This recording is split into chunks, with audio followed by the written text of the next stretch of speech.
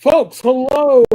We are live. Welcome to Talking Crit, where we're probably going to talk a lot of shit. But let's just be honest.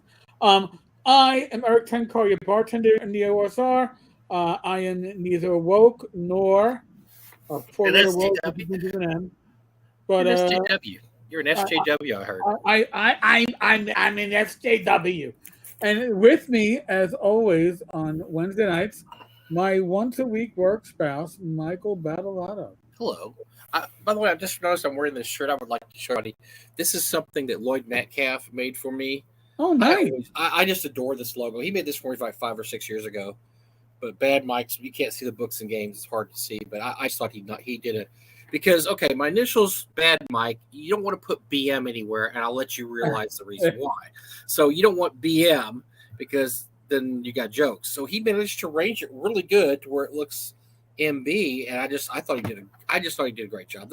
And Lloyd whipped this up like in a day. So it's hard to see on this red shirt, but I really enjoy that. So kudos to Lloyd, who will be a special guest. We'll see him a couple weeks from now when we go to North Texas. He's going to have a lot of his artwork for sale, so I'm really excited for him because he's got to make that push to get his dental stuff done in Costa Rica this summer. So he's going to sell some stuff, and he's going to help me out at the midnight auction like he always does. And so we're gonna have some fun. Today was the first day I kind of looked at the calendar, Eric, and I was like, you know what? 2 weeks, man. 2 weeks. I better finish some shit. Oh, great, 2 weeks. Holy shit. And so I was like, I better get some shit finished. So I finished pulling all the silent auction stuff. I'm almost finished with the live auction stuff. I got the raffle stuff pulled. I started pulling the midnight auction stuff. Man, we got some funny stuff this year. Oh my God. We got some great stuff. So yeah, just trying to work and then Gary is doing an amazing job. He has done so much. He has, I believe the t-shirts are coming in soon. He has, he's got the backpacks and the dice bags. I mean, it's really weird because last year we did this big lead into the con where we had a special guest every week in the whole week of month of March. There was going to be a con guest. Well, we've not done that this year because they just either couldn't come. And tonight, Jason Hobbs was going to be our guest. He had to cancel. He had a work issue. So we're probably going to have no special guests leading up to it. There were the con. So it's been a little different this year, but we're still having the con, and it looks like it's going to have a lot of people there and do really well. So that's my weekly plug for North Texas NTRPG Con. Starting next Wednesday, 2 weeks from now, Wednesday night. We'll have all of our special guests starting 2 weeks from now on Wednesday because we'll be live at the con. And last year, you saw the special guest that we had who just walked up behind Mike and I and started dancing and making faces. And that was Mr. Zeb Cook. I'm going to say yes. He didn't. So I want to identify this individual. No, Skeeter sat in with us a little bit last year. I think. Bill Barsh. We had a few people. Bill Barsh, I think. Bill did because I had to take a break, so Bill stepped in for me. Yeah. He did a terrible job because nobody can fill in for me. No, Bill did great. I thought we had Greg or somebody else. We had Steve Marsh. Steve Marsh dropped off some really terrible tequila that we had to drink. You remember that stuff? Was it tequila? It was so the story behind the tequila was it was an apple flavored tequila. Ugh. And it was made by a porn star, I believe. And this was her personal brand. And I don't know where Steve and his wife got it. So they had like 4 bottles of it. They donated 1 to the con, or 1 or 2 to the con. And we tried it on air, and man, oh man. I shouldn't say what I'm thinking, but based upon the source, I'm going to reach the bag of booze here randomly and pull out. Okay, that's Pinnacle Vodka. I bet that tastes good. Let's try this. Smirnoff. That's good. I was going to pull out something silly and just tell you. Who gave you Ryan's? Well, I was going to say it was better than that. That's how, or worse than anything I could pull in this bag. It was haunting. That aftertaste was haunting. I mean, that was. But was it as haunting? It's like COVID in a bottle. I mean, it was bad. Was it as haunting as the Fruit Loop stuff that we had? They were both equally bad. The Fruit Loop the year before tasted like battery acid. I swear. Not that I've ever tasted battery acid, but that's what it tastes like. If I had. The apple flavored tequila, I don't even know what you'd say. I mean, those are two diametrically opposed things. It was pretty bad. but so yeah, we're gonna have more fun in games the next couple of weeks. But this week, so Jason had to cancel on us, so we sat and looked at what's been going on lately, and we said, you know what, we could spend a whole show on this because oh god. For those that know, we have something called This Week in Gaming Stupid, where we usually give it an award. Don't always give it because we're busy, but last year we gave it quite a bit. Watsy got it a few times because they did some really dumb stuff, and Watsy was almost a weekly special, and then Lanasa got it, and then good. What's the other one called? Giant Land. Giant Land's got it a few times. Wonderful. Those guys, Wonderful got it, but after this last few days, I'm gonna make a petition that this group of people just get it. We're just gonna say the first half of 2022, we're just gonna award it all to them. It's gonna be this half year in Gaming Stupid. It might even be this year because it's really dumb stuff. Yeah, it's gonna be a big hump to try to overcome. I don't know what you can do. I don't know how somebody can even overcome this. I mean, this is just unbelievable. As much crap as we've given these guys, they shit on themselves enough. I mean, we've given them crap over this, but the latest revelations are shocking. I mean, it's like you're watching a show and it's a comedy. It's a black comedy. It's like dark comedy, and it's like it's funny, but oh man, that wasn't really that funny. That's kind of like watching these guys last. It's like that dark comedy suddenly takes this weird, crazy turn to horror, and like everybody's getting killed. You're like, whoa, hold on. I thought I was watching a dark comedy here. This got really dark, like even darker. It's not even funny anymore. This is not funny. This is like scary shit. Oh man, what was the writer thinking? What were the producers? I mean, this doesn't make any sense. This is what we ran into last week, the last few days. Yeah, last few days. And let's just put things. Maybe we'll start it off by tying this into a nice little bow. There's one thing that kind of joined the fiasco thus far of this year when it comes to new TSR, and that would be Star Frontiers. Mm-hmm. Okay, the Star Frontiers trademark, the Star Frontiers Not Genuine, which, by the way, apparently it's an illegal book, and I committed a felony by Parody by buying it. Yeah, I committed a felony by buying it. And I will say, and I'm going to have to say this publicly because I have a few people that reached out to me to tell me how what a great job I did on Star Frontiers Not Genuine, and I gotta let you guys know that wasn't your baby. No, it wasn't my baby. I don't have those skills. Okay, I have skills. Those aren't them. Okay, and there's no way I could have farmed them out to somebody without that person. Nobody's keeping that secret, and it's certainly not me.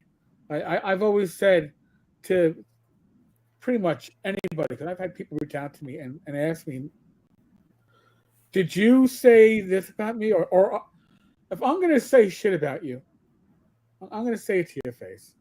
Okay, that's something that, whether you like me or hate me, you got to know that by now. I don't do shit behind your back. I don't come with an alt. Chad Revenge is somebody's alt. Highly entertaining. Yeah, that's not you either, right? That's not you at all. You've been probably accused of being Chad's Revenge before. No, I haven't. Chad. Oh, I figured you might have. Well, actually, no. And Chad was on the show last week. Well, so Chad was getting very chatty during our show yesterday. Yeah, maybe we'll see him again. Zach, hello, Mr. Spawn. Oh my gosh! Look at this guy. And Mr. He's a new daddy. I mean, he was a daddy, but now he's a double daddy now. He's a double daddy. Congratulations! Hey, and by the way, so just so I can every day see how much I hate you, I have this right here, James. Oh, he keeps it nearby. Yes, look at it, and then possibly touch myself while looking at it, and then also hate you at the same time. Spawn, James. But anyway, so I'm going to let this is more Eric's alley than mine. I have comments later. There's a certain word we're going to try to stay away from tonight because we could just keep using it over and over again, and we'd probably get flagged. Our video would probably get flagged. But it's still going to come. Listen, I'm going to tell you right now, the word we can't say, and we'll see how YouTube is. As it begins with the letter N, and ends with an I, and it's trouble. Ends with an I, right stay in the background, and it's only 4 letters. Okay. Right. And it's not nosy, NOSI. Okay, no. So if you think that that's the word that we can't say, it also we can. These people might have been around in World War II and had a swastika and done some bad things. They might have. They might have done stuff. Yes. And so this might be very synthetic. This word is going to come a lot, so much that we're afraid that if we mention it half 100 or so times we need to mention it, that we might just get flagged and take it down because that's just the way these stupid programs like Facebook and Twitter and YouTube are. Is like, oh, if you're talking about it, you must be one. No, sometimes you're not because you're idiots. Yeah, sometimes you're reporting on assholes, and assholes seem to be sympathetic. Assholes say asshole stuff. Right. So yes, we're going to avoid mentioning that word a lot tonight, but just to let you know, the N word is not the other N word. It's the 4-letter N word, not the 6-letter N word, which we wouldn't mention either of them. We don't want to mention them at all, but to give context to the story, we kind of have to. What's going on here? Right. Now you might see it appear on the screen when I share a screen. It might tell us. Hey Gary. So go ahead and we're going to go back just a little ways to set this up because we've got to let you know who David Johnson is and what his relationship is to Lanos and TSR, and then we'll move on from there. So go ahead and take it away. Apparently, Dave Johnson, his claim to fame, aside from writing serial novellas that are soft porn / erotica / spy thriller. They're really bad too. Under other names, where by the way, the old spy master is just another fill-in for Dave. It's like, why, dude? Why? But in any case, not only that, he does alarms and journeys. Is his zine / magazine, or I should say was. I don't know if it's still in existence because from what I can tell, Drive-Thru banned anything from Dave Johnson Publishing from Drive-Thru site, and you can no longer get the alarms and journeys, not alarms and excursions, mind you, that's been around since the 1970s. Dave doesn't have original thoughts. Apparently, no. Dave's entire career in writing is to basically riff off something somebody else has already done. Everything he does has a little slight name change, or he just basically that he has nothing original in his brain at all. He just everything's a takeoff of something else. So recently he got a cease and desist from Hasbro of all places. Hasbro, using the same lawyer that Wizards of the Coast used when it came to TSR, same lawyer sent him a cease and desist, saying basically no, because he'd advertised that his upcoming issue of Alarms and Journeys was going to have a Hero Quest adventure, and they were like, you can't do that. So he got very upset and publicly got upset that a big bad company was preventing him from making a living. So he decided he was going to create his own clone of Hero Quest, and he was going to name it Quest because he's very original in his naming of stuff. He had, by the way, I don't know if you saw the spy thriller he was going to work on. It wasn't called Casino Royale. It was called the Royal Casino. Because if you flip the words around, it's a new book by Dave Johnson. So in any case, Dave was brought on by TSR to write Star Frontiers. New Genesis. Now, I know of one, two, I believe. All right, let me see. I know of at least two other creators that were approached by TSR before Dave did to write Star Frontiers, and both wisely decided TSR is a shit show, and we want to avoid it. But apparently, the stars aligned for Dave and Justin. I guess they have similar interests and outlooks on life.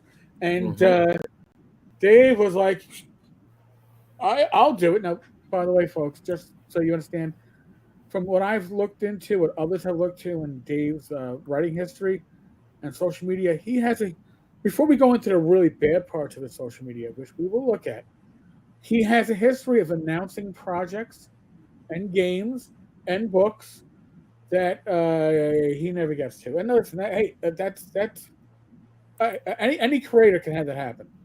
But for Dave, it is let me mock up a whole huge sales page for it before I even write a word of it. So, Star Frontiers, we've been not New Genesis. We've been waiting on with bated breath for months, and I believe since last year. Last year.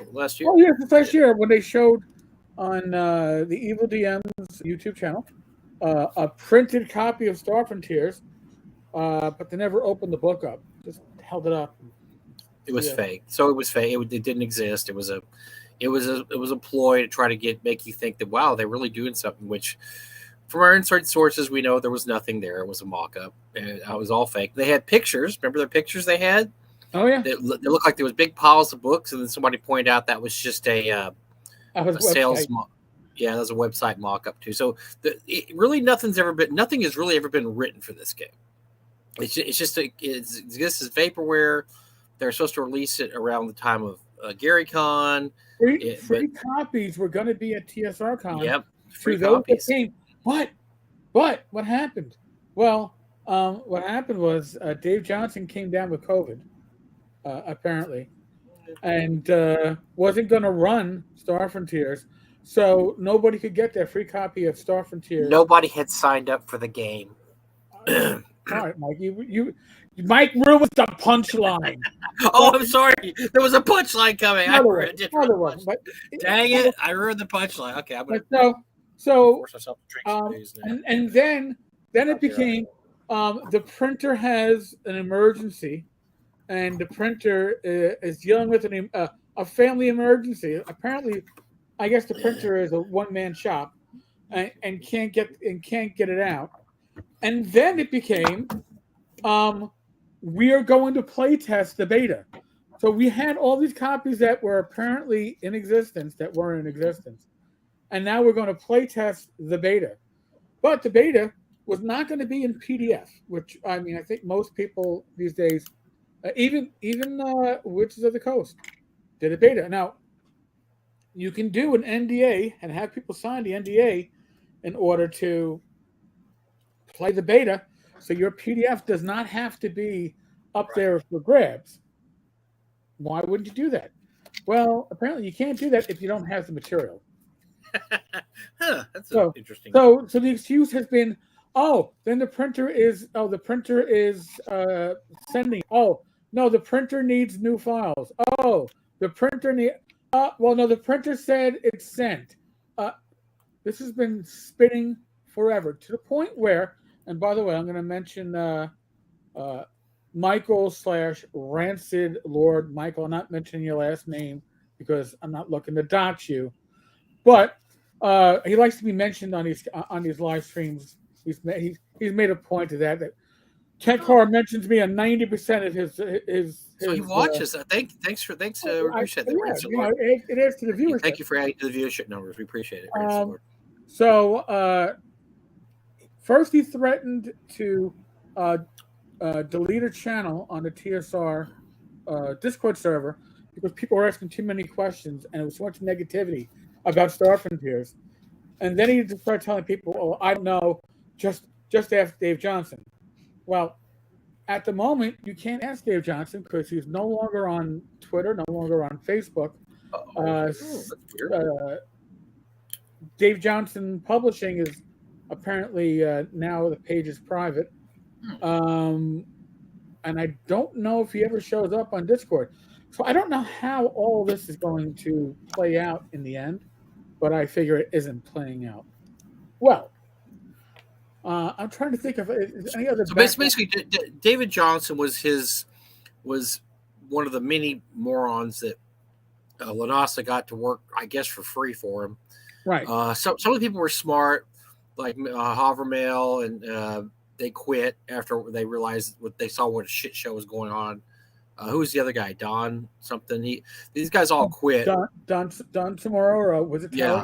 Yeah. They worked for a while and they're like, yeah, this guy is an absolute shit show. But there's certain people like Ransomware to Johnson that they are shit shows. So they don't mind working for a shit show for free because it gives them something, I guess, in their lives. Well, so anyway, he was kind of running. Because I mean, Lanasa hasn't been around a lot lately, so Jabin was kind of running, protection for him. He would jump on to insult people, or say, yeah, I'm working really hard in this project, and that he's probably not really working on, and so he was just kind of there, and he was doing things for TSR. Right now, by the way, just so folks understand, according to the TSR Discord, TSR is one person. One person and one person only. It has only one employee, and that would be Justin Lanasa. Now, that kind of hurts you if you ever get served with a legal action, because that's one of the things that the LLC is supposed to protect is the individual. But if the individual is the LLC, then there's a little problem. It's tough. Yeah, you're not really a company. I'm not a lawyer. I'm not speaking as a lawyer. I'm just making an observation. By the way, I'm going to preface this with much of what Mike and I are going to be saying is opinions tonight. Okay? We're critiquing. We are reporting events. Therefore, it's effectively news. We're reviewing what's going on here, and obviously our own opinions of this. We're no experts on what these. We hear bits and pieces about what's going on, and we know a little bit about behind the scenes stuff. We have to guess on some of these things because we don't know why any sane person would act like they do, or why any normal person would do this. So we just kind of have to guess at motives and stuff because we just don't know. We don't know why somebody would do these things. Right. So some of this is filling in the blanks. Now, Mark has a question or statement. If they want to really put out this game, why don't they hire the guy that did the parody? He did. He did actually do something. I have my copy here. Great. Now, here's the thing about the parody, which I find very interesting, and it may be very telling. And if it is, we'll only find out if the game actually comes out. Initially, when the parody came out, my understanding is, Mike, that's an illegal book, man. You're committing a crime. Don't arrest me, Eric. Don't arrest me, Nanny State. Tenkar's book, it's Star Frontiers, not Star Frontiers. Karens of the Coast, don't arrest me. Tenkar committed the felony. You only are committing a misdemeanor. That's not how it works, but in any case. Here is the most interesting thing. I'm going to truly guess and suspect that when we do get Star Frontiers, New Genesis, much of the content is the content that's in Not Genuine, because much of the content in Not Genuine is from the 3E era of a Star Frontiers fan-generated rules-based. It was D20, right? It's a D20 version, yeah. So it's probably going to be very much like that. But once again, the Star Frontiers parody is hilarious. God, it's funny. And I'll just say if we ever see Star Frontiers by Lanasa, this is going to be better. It's quality hilariousness. So here's the situation last week was, so we have David supposedly working on this, and Lanasa, they're running cover for each other. Rancid Lord's running the Discord very badly, and then people started doing some, connecting the dots. Yeah, a little digging, a little connecting of the dots. And I don't even remember who broke this. Who was the? Do you remember who broke this? It might have been David Floor. But I think Floor it was does some really good stuff about. Yeah. David Floor does some really really good stuff about this. Here's the funniest part too: is so you look at all these people that write about the Lanasa and UTSR, and we're as different as you could get. I bet you could put me and Eric and I and David Floor in a room. We probably wouldn't agree about hardly anything. Right. But we would agree this about what UTSR is doing, about what an S show this is. So it's so funny because everybody comes at this from. It's not there's no political angles in this. It's not like, oh well, he's super, because he tries to put up this big front that he's super right wing, which we know from talking to people who know him. It's all a front. It's all a huge front. He just says what he wants you to think will make you like him in your mind. Right. Well, if he's already figured. All right, and we're talking about Justin right now. Justin's already, again, opinions. Justin's already sat down and he's done what part of the gaming market is underserved? Well, Wizards of the Coast. Well, sorry, Karens of the Coast, as but they're super woke now. They're super woke now. So if I go anti-woke, at least half the gaming community has to be anti-woke. And here's the truth, by the way: 10% of the gaming community is woke, 10% is anti-woke, and 80% just want to play. Don't give a fuck. No, nobody does. This is all run by a bunch of really loud, annoying people on both sides to make it seem like there's this big, and oh my God, these people, the new people, they're terrible. And Eric and I make fun of WotC and some of the stuff they do because it just doesn't. It's not important, because you play your own game at your table however you want to play. It doesn't matter. WotC, I've never bought a WotC book for 5th edition. I have a few because I've accumulated them, but I've never paid for a book because I don't care.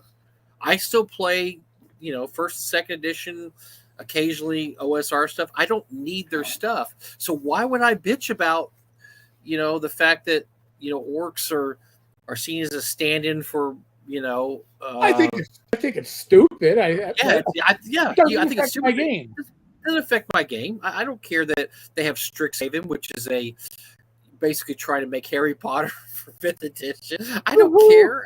Just pay for the license. Do whatever you want. Why wouldn't you pay for the fucking license? Sounds like not fun. Sounds dumb, but I don't care. I'm playing my own game. So this 10% on either side that just go nuts and crazy about stuff, they're the giant outspoken voices. Eric and I go to conventions. You just don't hear it. Everybody at conventions, they're to play games. That's all they care about. They play games and they buy stuff and they talk about stuff, and nobody cares about that. No. Let's not say nobody. Well, okay. All right, because we have had now, folks. We're going to step into a realm here, so give me a second. Oh dear. When the 3rd printing of Swords and Wizardry complete. Oh yeah. Okay. Okay, which was, as my wife dubbed it, the burning vagina cover. We still, God, I forget about it for a long time, and then you bring it up again. Thanks, Eric. I'm gonna take another. We were at, I'm not sure if it was Gary Con or Game Home, and we must have had about a half dozen people. It was Gary Con. Okay, there were about a half dozen people, and that first day, and then it stopped. Who came up and went, "Oh, are you Frog God Games?" Oh yes, this is Frog God. Do you happen to have the 3rd printing of the Swords and Wizardry Complete book? Yes, we do. Oh my God, this is marvelous! And then they flip through it. Thank you so much. They put it down. They'd walk away and not buy shit. Nope. They wouldn't even buy the product they were asking about because they just wanted to know if it was there. So, you can't market to the extremes because the extremes don't buy shit. Okay, right. If they're not buying it, then it's all lip service. Exactly. Yeah, So I still remember that because I was just like, I remember that too. I remember a guy came by, he went absolutely ape-ass, and we had it, and then he just put it back on the shelf and didn't buy it. I'm like, okay, well, there was like a half dozen people that inquired about it, and then didn't want it. They just wanted to. Yeah, this book I don't want to buy. Yes, okay, great. Like, okay, well, great. So that's awesome. It does exist. Okay, the purple unicorn with 2 nuts I'll exists. go down. Look, I'm going to go down, and I get kicked in the nads by people I know for this all the time.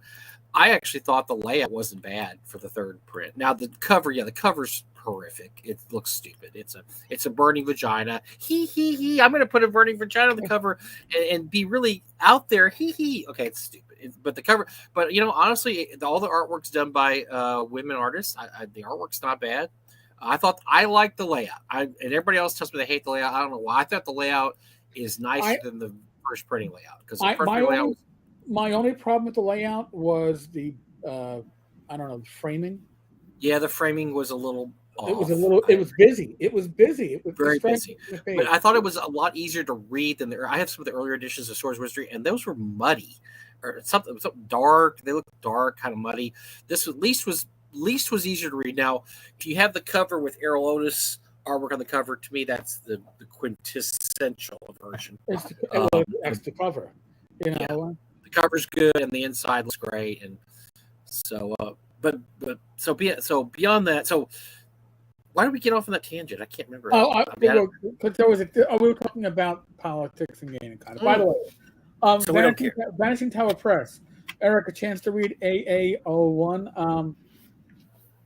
Here, I'm going to make true confessions. I actually have something from Merle Rasmussen, a project that we are technically working on together, that I am behind in finishing reading. So no, I haven't had a chance. I owe about 4 people, including James Spahn, a read of their material. Oh, and James, I'm actually hiring, and I haven't read it yet. So I mean, I am. You're hiring James. You mean you ended up with extra $10 in your wallet last time you went to the store? So you're going to hire him? No, that's about what he's worth. I mean, I could throw about $10. Do we have like 30 seconds for me to reveal something behind the scenes? Why not? Let's do it. We're rambling. I bounced an idea off James because this summer, hopefully, if everything falls into place, we are going to kickstart Swords and Wizardry Continual Light, which is now known as Continual Light, digest size. New commission cover by another James Shields. And I was like, what would be great is if I could have like a micro setting, an adventure or two by James Spahn. Oh, I'm going to buy that. I would buy that. Well, and maybe have it as like a stretch goal or something like that. Well, James, apparently James stretched those $10 real far, and what was supposed to be something small might be its own project. But that's okay. I'm not complaining. Jeff Jones, my layout artist and project manager on this, he's just like, oh, it's James Spahn. He goes, let James write what he's going to write, and we'll make it work however we have to make it work, even if it becomes his own thing. So that's a little behind the scenes. Well, shoot, I'm in now. I was thinking, I've got Continual Light. Well, I don't have the James Spahn mini setting, so I'm in. I love mini settings. I am absolutely in. So that's great. And also, you told me a little tidbit that I wrote these little mini dungeons that I call pub crawls, and we may see those. We will see those after Continual Light comes out because they are going to be in support of Continual Light. Great. Now, here's the thing: depending on how wonderful James' setting is, we may retrofit those to fit into the setting.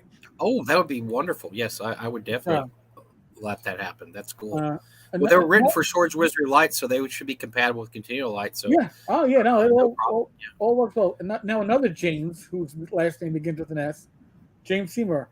Do you have geriatric Robo Fuzzy Big City Vice Squad RPG? I don't even have dice that I can hang off my rearview mirror that would fit that, but that's interesting. No. Vanishing Tower Press. I say this. So you say there's a chance. I'm going to be honest with you. I tell myself pretty much every day when I wake up, this is the day I sit down and I spend 4 hours reading, and then that lasts about as long as. And then like David Johnson absolutely craps the bed, and we're like, whoa. And then Eric and I are texting back and forth all day long for a whole day going, have you seen this one? Have you seen this? Have you seen this? And it's like, okay, half the day's gone. So I have not. I am productive in other manners, and not in the matters necessarily that I should be productive in. But All right, well, let's get so we're here. We're 40 minutes in. Let's get back to the reason we're here tonight, folks. To tell you, so finally somebody did some digging on as I affectionately call him DJ, and they found his Twitter page.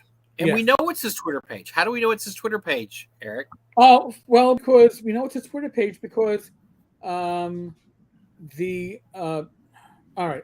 I'm going to state an opinion right now, and I'm going to preface this that this is my opinion. But the individual who I think might be a moron, who happens to be named David, and it's not the David that's in the chat. He apparently on his Gab, I believe it was his Gab account, when apparently Twitter locked him out of his account back in like 2017, after the majority of this stuff was shared and posted on Twitter, and then he takes a screenshot of Twitter blocking him out of the account. It tells you that he had access to it prior, and he was bitching and complaining that Twitter blocked him out from his account.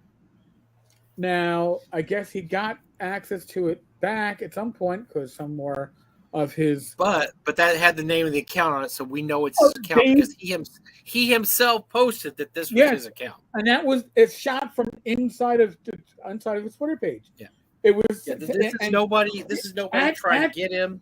Right, nobody trying to frame him. This is himself. Right. This is his own post. Right. So just like many of us, we all have something that is unique to us across social media, right? Tenkar's Tavern, right? Mm-hmm. Here, Dave Films US. This is what he uses everywhere. This is his stamp of Daveness, and so you kind of know it is Dave, and that's what. So, as Mike is saying, well, all right. So it's been established beyond a reasonable doubt, and is it beyond all doubt? No, we would never say that. Eric and I don't ever say that because but beyond a reasonable doubt, which means if this went to a trial and this is the evidence presented, a jury saying this is evidence beyond a reasonable doubt would have to convict, would have to say yes. We believe. Does the webpage fit? You must convict. Yes. Yes. So, all right. So, this was done. So somebody dug this up, and they went through the absolutely unenviable task of going through here and pulling stuff off several years of Twitter page. And we're just going to cut to the quick here. It is the most vile, disturbing, unbelievable. It's bad. It's really, and we're not exaggerating. A lot of times people exaggerate for a fact. This is no exaggeration. This is pure on love for Hitler, love for the N-word, pro. Have you ever seen those people that that there's something really wrong with them because they start off their argument with, well, Hitler wasn't always wrong, and then you're like, this argument's going to go way downhill real quick. It's going to go down. Right. That's all his stuff. Everything on his page is that he kind of had the right idea, and it's really bad. I would not recommend that anybody go here and check this out. Not at all. It's disturbing to know that people like this are running around. Well, here's the thing. The website itself is nohateingaming.com, and I will put this up in the chat because you know what? There are people that are watching right now, which they may want to. I know. God forbid. This is the kind of shit. This is the kind of shit that they find when a mass shooter gets either gets aced or gets arrested, and they look at his online stuff. They're like, "Oh, well, yeah, that makes sense now. Look at all this hate shit." This is the kind of shit they find. This is exactly the kind of shit they find when they get somebody who's a mass shooter, serial killer, like that. They find this kind of shit on their computer. Right. Same type of stuff. It's just over the top. It's like it's written by a really. It reminds me of being like a really edgy. You know, when you're like 16 or 15, you were just an idiot because I was an idiot. You're an idiot, Erica. I was an idiot. I was an idiot. And I've watched my grandkid and kids I know play, and they're idiots. When they get, if you want to see idiot kids, get on Xbox or PlayStation, and they're all idiots there. And they throw around the F word and they throw around the N word, and they don't think anything of it because they're just being edgy. They're being so badass and edgy, you know. Because I'll play online sometimes and I get called names. I'm like, dude, really, seriously? And the guy's voice is like, you can tell he's 13 years old. I'm like, seriously, I'm 59. You're 13. You're calling me that? I'm seriously. Right. Yeah, man, because I'm cool and I can say whatever I want because my parents are asleep, and so I'm going to call you the N-word. Woo! You know, and just like, come on. This is what this shit's like. It's like the edgiest of edgy, edgelord 15-year-olds snuck the computer at night and started their own page and thought it'd be really cool to talk about this stuff, you know, all these really forbidden subjects, but take this really terrible point of view. And but times 10, but add that like times 10.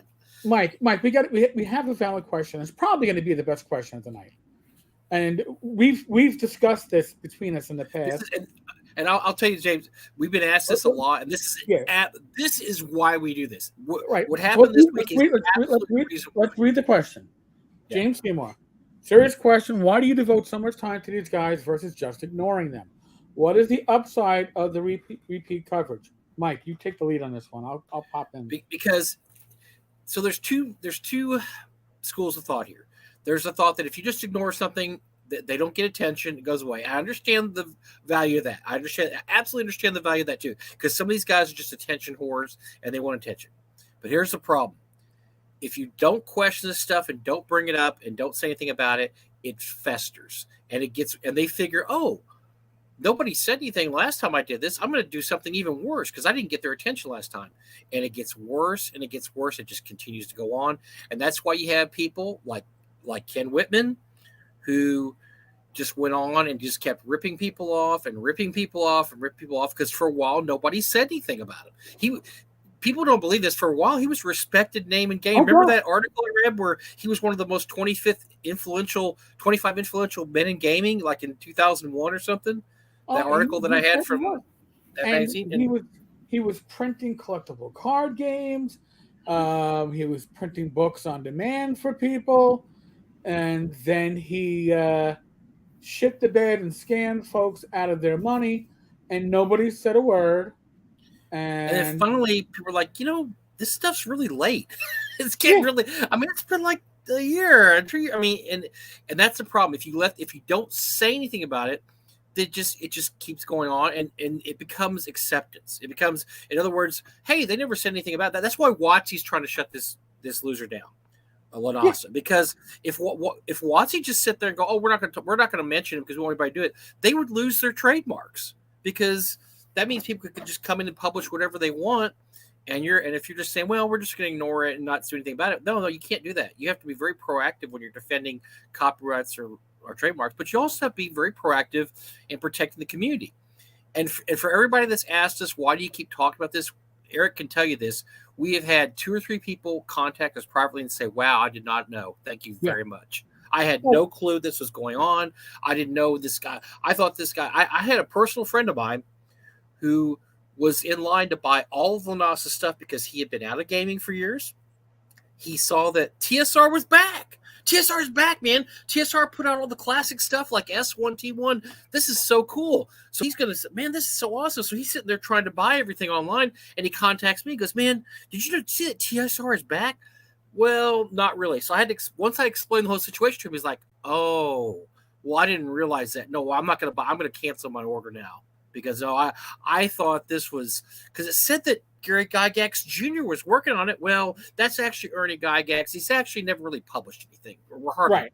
So, yeah, that doesn't really say a lot. And all the other people connected to him there aren't really a lot of good TSR people there. Jim Ward, he's doing work for Wonderfield, not TSR. I mean, so once I explained the situation to him, he was very crestfallen, like, oh man, I'm really bummed out now. But he absolutely thought, oh, TSR's back. Where's Gary? Is Gary still alive? I mean, he didn't know any of this. He had been out for years. That's the kind of people they try to suck in. It's people who have been out of gaming for a long time that don't know what's going on, that just see the name TSR and think, this is so cool. This is like a nostalgia brand or something. Maybe they're putting out modules or something. And they were advertising themselves as TSRs raised from the dead. They're resurrected.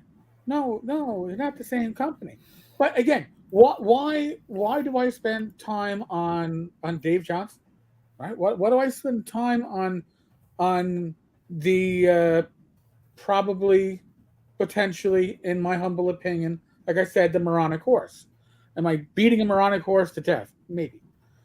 But here's the thing.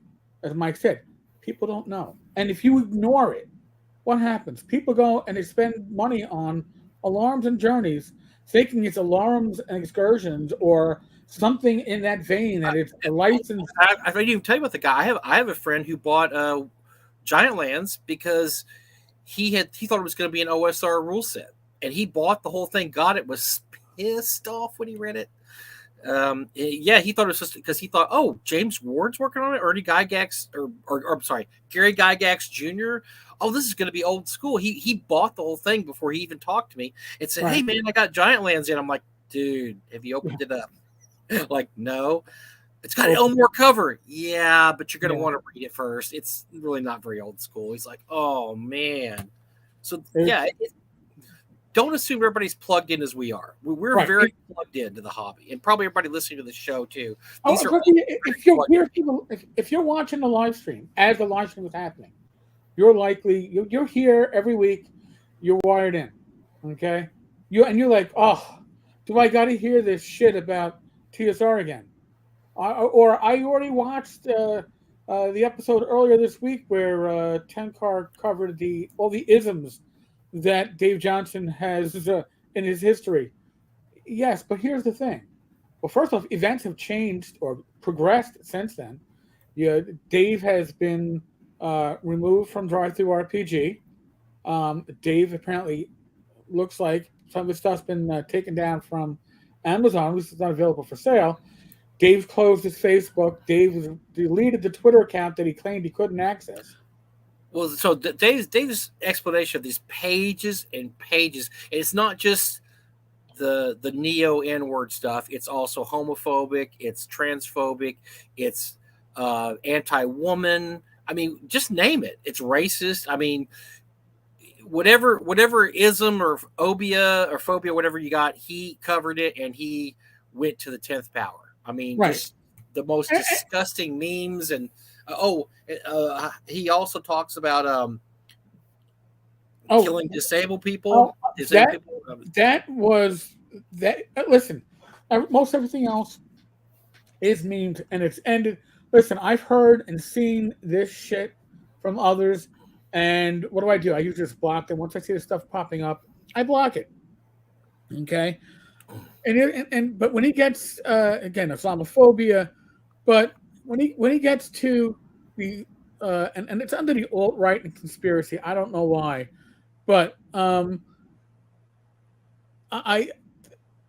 U.S. or dialysis people shouldn't. Yeah. Well, the U.S. must make an effort to have a positive impact on youth, physical fitness, education. The weak must be set to the side. Now, when it comes to the weak, I look at Dave, I listen to Dave, and I'm surprised this man can actually get out of a chair. He does not sound like he's very strong, my opinion. I could be wrong.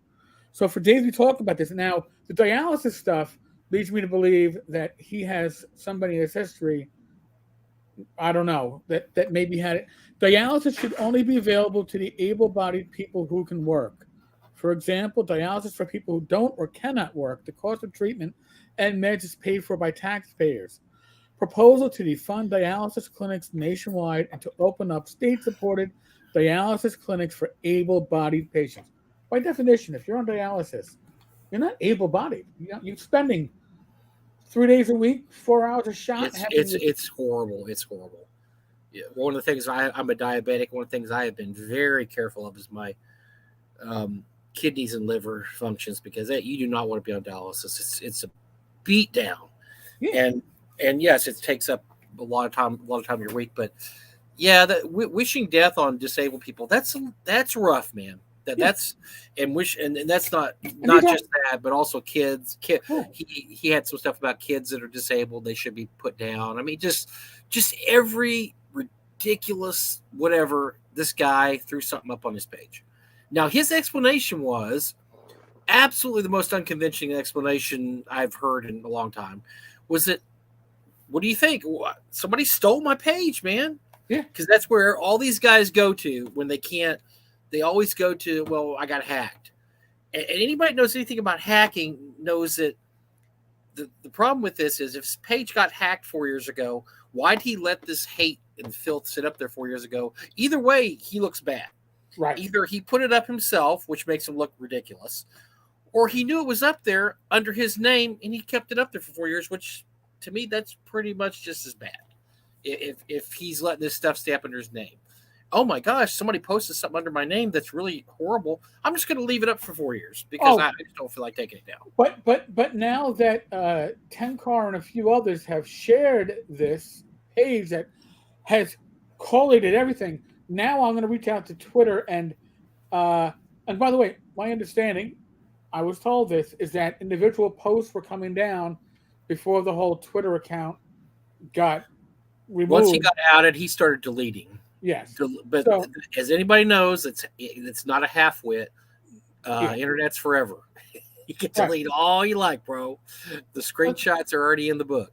I mean, not for nothing, when we had the Bob Bledsoe Jr. incident not too long ago, screenshots is what I did. I took screenshots of all those social media postings that were so distasteful and hard.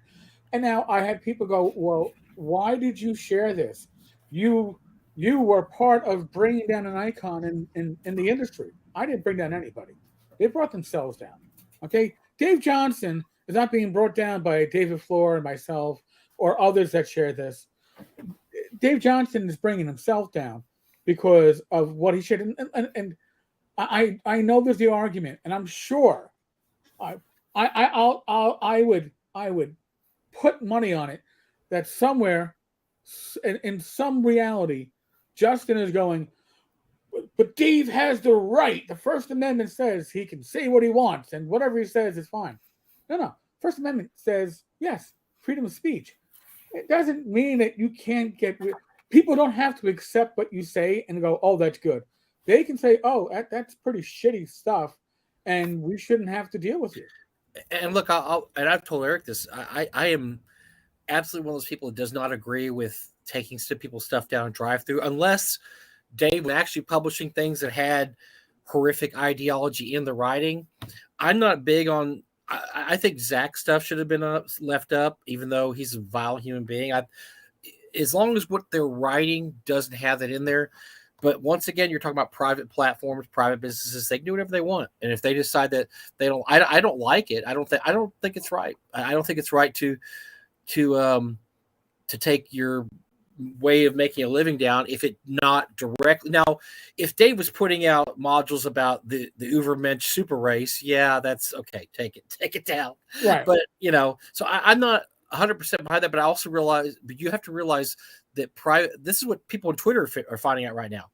I'm not going to really delve into politics here, but for Twitter, Elon Musk wants to buy Twitter. Well, everybody at Twitter was happy the way Twitter ran for years and years because they're able to kick off people they don't like. Well, suddenly with Elon taking over, they're all upset because they're like, wait a second.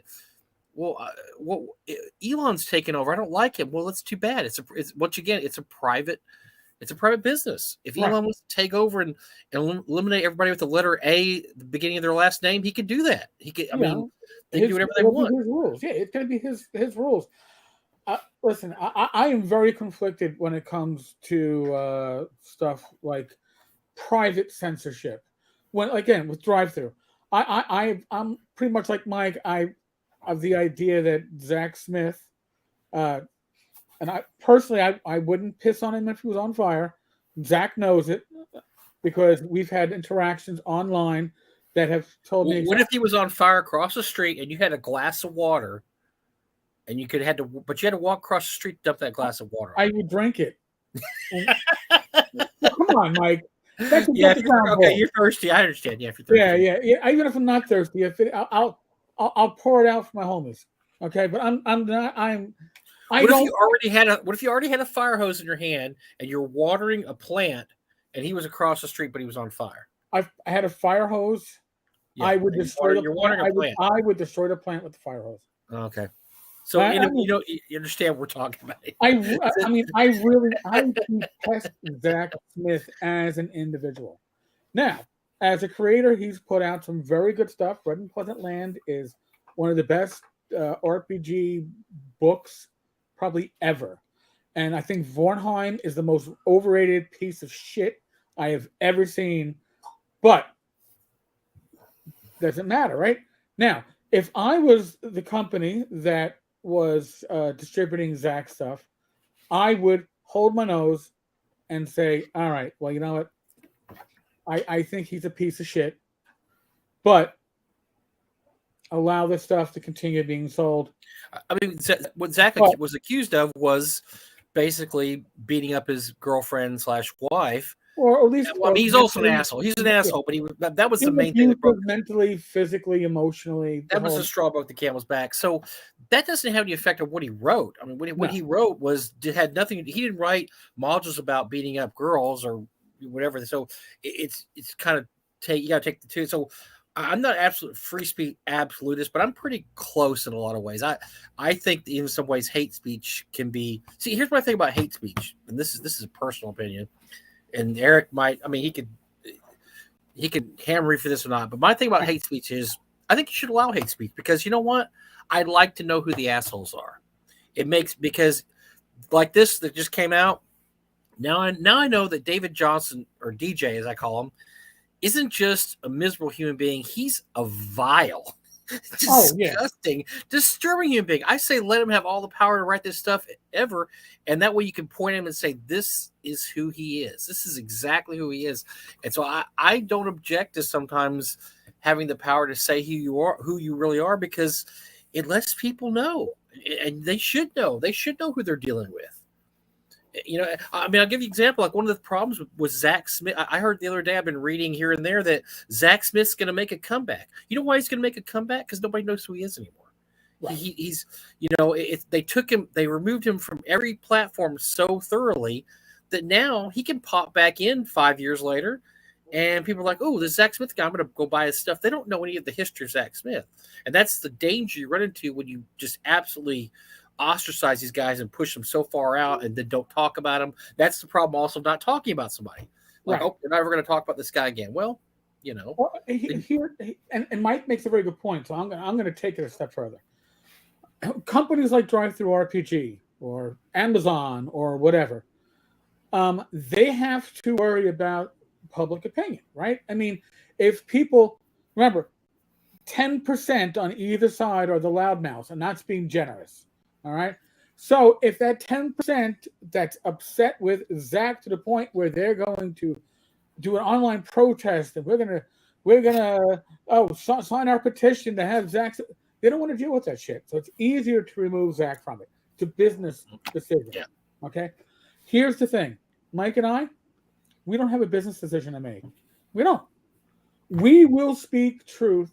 We will speak our views and our opinions without fear of losing $2 a day in YouTube revenue. Because really, honestly, I don't give a fuck. Okay?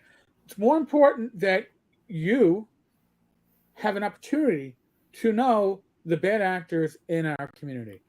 Again, Mike said, and it popped up in this chat, a couple of people have been like, hey, I was going to make purchases from TSR, then I saw this channel, and then I saw what was going on, and I didn't make it.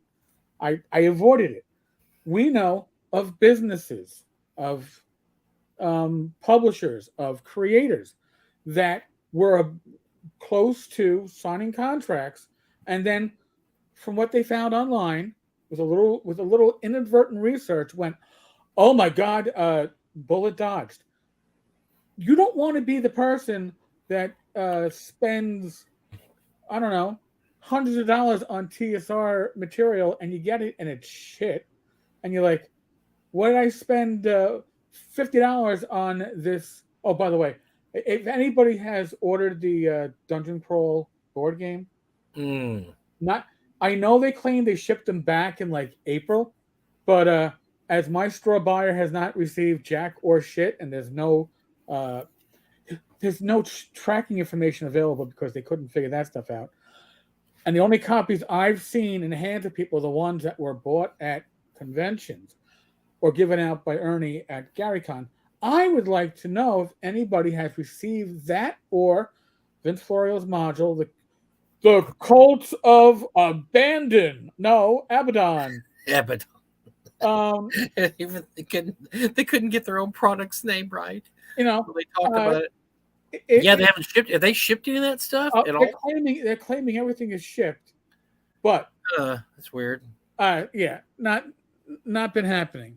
So Shadzar brought up something else because he thought we were talking about Venger.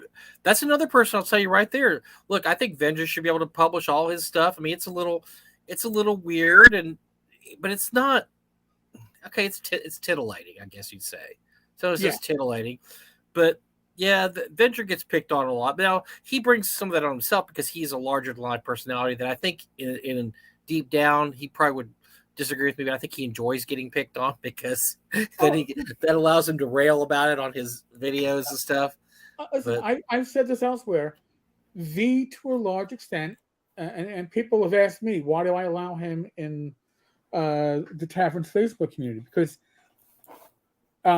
honestly, he doesn't put up offensive stuff in my community, but people get offended because he's there, and I have to shut down stuff because of the conversation that begins because how dare Wenger participate.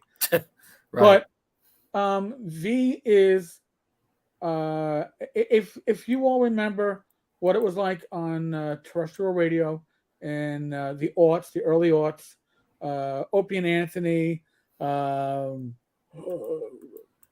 others of Howard, that, Howard Stern, all those guys, yeah. The shock jocks, right? The Love Sponge, all that stuff. Oh yeah. They were out there to shock you, to bring you back. Okay. And it was a different. You don't have that so much on radio anymore.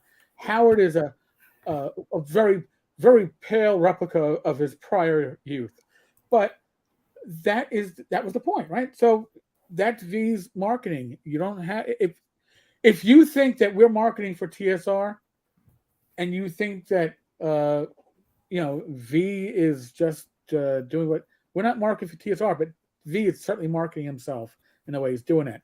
Now, Shadzar, here, I'm going to make an observation for you.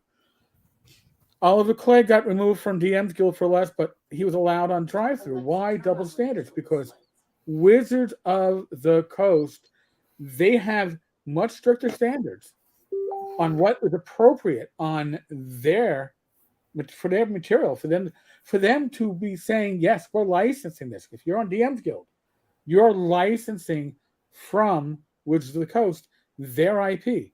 They're going to strictly enforce that. Drive-through is much looser. Do I have to say it, Rach? No. Okay. Did it. Rach was trying to turn on the lights with Alexa. I was trying to kind of be quiet. She wasn't hearing me. But I mean, that's the reason why. So is it a double standard? No, it's two different rules.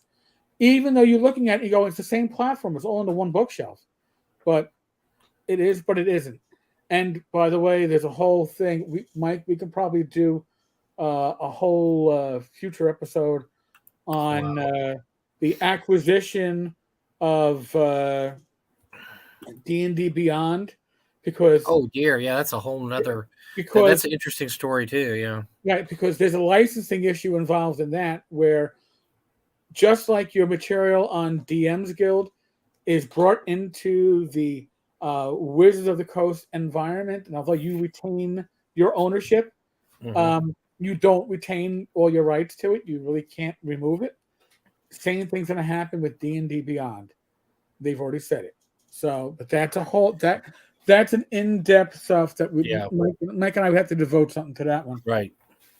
Interesting, but yeah, this we're in the weeds on this right now over here, so we can't bite off anymore. Anyway, so the reaction to this was his stuff got pulled off drive-through. You said Amazon pulled his stuff too, which I'm surprised. Apparently, or Dave pulled it. So you don't always know. Dave might have pulled it too. Dave pulled his Kindle version when somebody shared pages from his Star Frontiers preview and showed how horrible it was. Then he pulled the Kindle version really bad, down. really bad. Yeah, but so his defense has been that, hey, this wasn't me. Which a lot of people use that. You know, I got hacked. It's not me. I'll probably use that someday when they catch me for something, you know, because then you're like, oh, well, you can't prove it. They said they were hacked. So, so that's his thing. The Discord for new TSR, they've solved the problem by just saying, well, we're not going to talk about Nazis at all. We're just not going to talk about that. That's you'll be kicked off if you talk about that. Right. So they're just absolutely avoiding the subject matter entirely. Like, we're not going to talk about it. And here's the funny part is that we haven't heard anything from Justin yet, which here's the problem with that is that once again, this has to go with ignoring stuff versus talking about it. By not saying anything about it, he's kind of saying this is okay. At least in my because a proper response would have been, look, oh man, I didn't know this about Dave. This is awful. Dave, get out of here. I mean, that's what any company should do in this situation. They should say, look, because you know what? Companies are private companies. They can fire you for something like that. Sure. Whatever. They can, unless you're in a union, they can say, yeah, you know what? Didn't like that stuff you posted. Fired. But Dave's not an employee, right? He's like a freelancer. I mean, technically, he's not even an employee. He's just a dude working for free, I'm sure. Yeah. Here's the visual, right? What hear no evil, see no evil, speak no evil, right? That's the whole thing. Justin right now is pretending this isn't happening. I'm gonna put my head in the sand or up my ass. I'm not sure. And maybe when I say up my ass, it could be mine. I mean, I don't know where Justin's gonna put it. It could be my ass, could be his own ass. But this is what's going on with that. He's hoping that by avoiding it, but by avoiding it, it'll go away. Now, I suspect, and this is just me spitballing, and then Mike, I think you agree with me, is that this is going to be the perfect excuse to say that Star Frontiers can't come out. We're gonna have to close it down. We lost. We know nothing. Nothing's written in Star Frontiers. Whatever scribbles Dave's been doing are just like a sophomore. He's writing a new game already. Remember, it's like a kid. It's like it's kids kindergarten shit. It's garbage. He's like, which of the coast gave me a C and D? I'm sorry, Hasbro. So this would be his perfect chance for Lanasa to buy himself another 6 months, right? 8 months, and just say, look, I got rid of DJ. He was also writing, Star Frontiers, so we're going to have to delay it. I mean, because we know it's not written. There's nothing done on it yet, so it's not finished, even though they may say it's finished. The excuses they've used are pathetic. That, I thought it was being printed right now. Oh, it's not being printed. It's just stupid. It's just dumb. Okay, so nothing's ever being printed. Nobody cares about that project. Nobody cares about it. No. It's not going to be Star Frontiers. It's going to be some D20 modern. By the way, have you got the point too where some of the stuff that Dave posted online, Star Frontiers, is very Third Reichish? When it comes to space people, it's kind of superiority of the white man, really kind of coded in there. I think David Flores, somebody did a post about that. They pulled out a lot of the stuff that the new Star Frontiers is going to have a lot of eugenic type weird shit in there. So even if it is finished, it's going to be garbage. So this would be a perfect excuse to kick that can down the road another 6 months. So I don't know why he's not saying anything. I mean, just at least come out and say, I don't feel this way. Or you could even say, oh, you know what? I'm not going to fire DJ because I really need him, but I don't feel this way. And everything everything on his page, I find that abhorrent. And I'm right. not, I just but it's personal. His personal opinion. He wants to believe that. Fine. He's not even saying that. He's not saying anything, which leads us to believe that maybe this isn't abhorrent to Justin. Maybe this is something that he might, he may not think it's that bad. Right. I mean, Prove us wrong. Prove us wrong. Come out with a rebuttal and say this is terrible. I don't like this stuff. He'd have to have somebody write the rebuttal for him. So, what about Ernie? And that's somebody we haven't talked about yet. Yeah, Ernie hasn't come out and said a damn thing about this either. Yeah, and that's actually, to me, Mr. Gary Gygax Jr. has had nothing about this. That to me is even more upsetting. Okay, listen, I know Justin's a piece of shit. Okay, I always expected more from Ernie. I always did. I always figured, Ernie was an ambassador, right, of old school gaming, and for an ambassador of old school gaming and by the way, we all know that the game plan was, when Star Frontiers ever reached print status, that Ernie's name was going to be on the book along with Dave's, even if all Ernie did was look it over once and give it his blessing. You need Ernie's name on the book, right? That's going to be part so of it. Elfbait says Ernie needs to leave these guys in dust, never look back. This is a problem, though. This is a problem because he doesn't have anything but these guys, and that's why he's been very reluctant to part ways with these guys right now.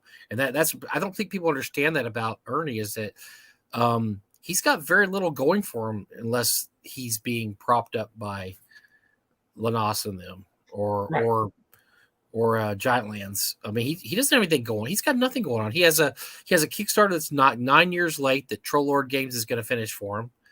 That he hasn't personally worked on in probably 8 years.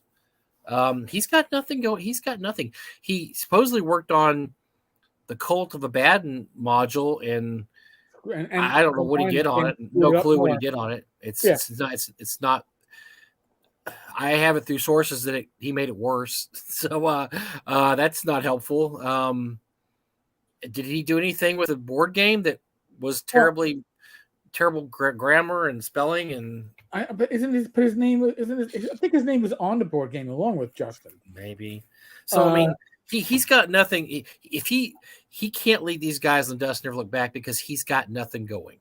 Yeah. This is what he has going, and he's beholden to Lanos in some ways. Well, we also listen. Lanos brought the museum into existence, right? The story is the two of them met at some convention. Justin said, "Hey, I know how to run museums. Hey, that property's for sale. I'm a real estate guy. I'm going to buy the museum. You can run it. You can run games there." And listen, that's great.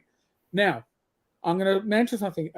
This is one of those things that I'm going to call a